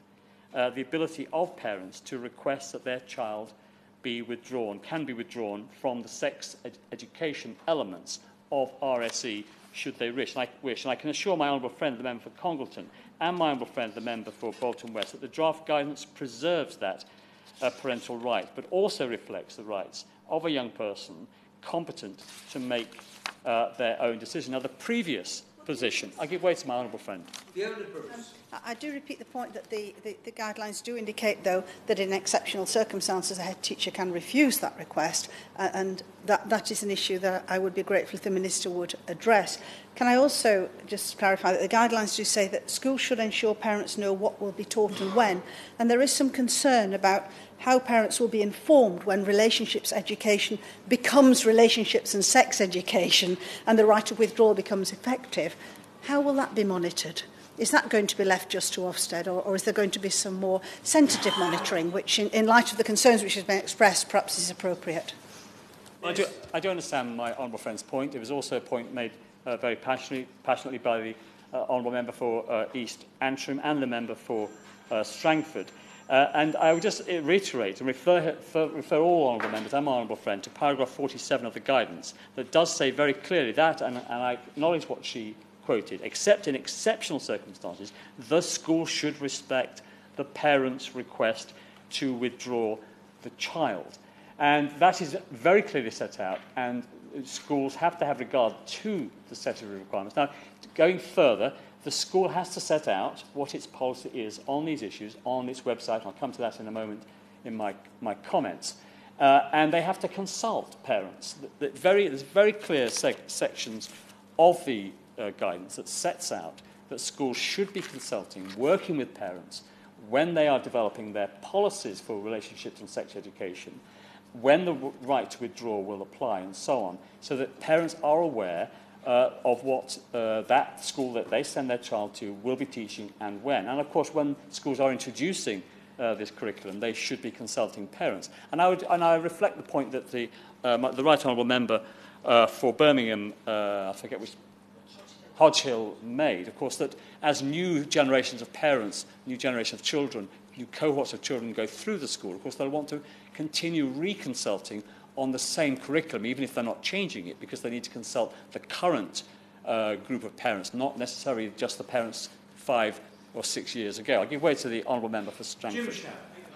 I mean, my honourable friend is absolutely right. He is one of the ministers who responds very well to the comments we put forward. In my contribution, Minister, I remind you of it, where I refer to if any parent or any pupil or attendant at a maintained school requests that the pupil may be wholly or partly excused from sex education provided as part of statutory relationships and sex education, the pupil must be so excused until the request is withdrawn, unless or to the extent that the head teacher considers that the pupil should not be so excused. It seems to me, Minister, despite what you say, that the end result of that is the headmaster or the principal can overrule the parent, and I think that's wrong. Yes, I understand the point the honourable gentleman makes, and we have to take into account a whole range of views. But of course, head teachers will want to respect the views of their parents. But there may be very exceptional circumstances. I don't want to iterate them in this debate, nor do we want to set them out because there may be very exceptional circumstances of a particular child where it is necessary to refuse that right to withdraw the child. But they will be very exceptional. Now, I do want to just move on to what the previous position was. The parents did have the right to withdraw their child from sex education until the age of 18. But 18 years old, as the cut-off point for the right to withdraw, is now untenable, as it's incompatible with developments in English case law and with the European Convention on Human Rights. And we have therefore sought to deliver a sensible new position that balances suitably the rights of parents with the rights of young people. And we believe that we have done so sensitively and effectively. Now, parents will be able to request that their child be withdrawn from sex education, and that request should, unless, as I've just said, there are exceptional circumstances, be granted up until 3 terms before the child turns 16, at which point the child can decide to opt in. If a child takes this decision, the school should ensure they receive teaching in one of those 3 terms. Now, as with other aspects of the regulations and guidance, we have tested this position with expert organisations, including teaching unions, a wide range of faith groups and subject associations, including the Association of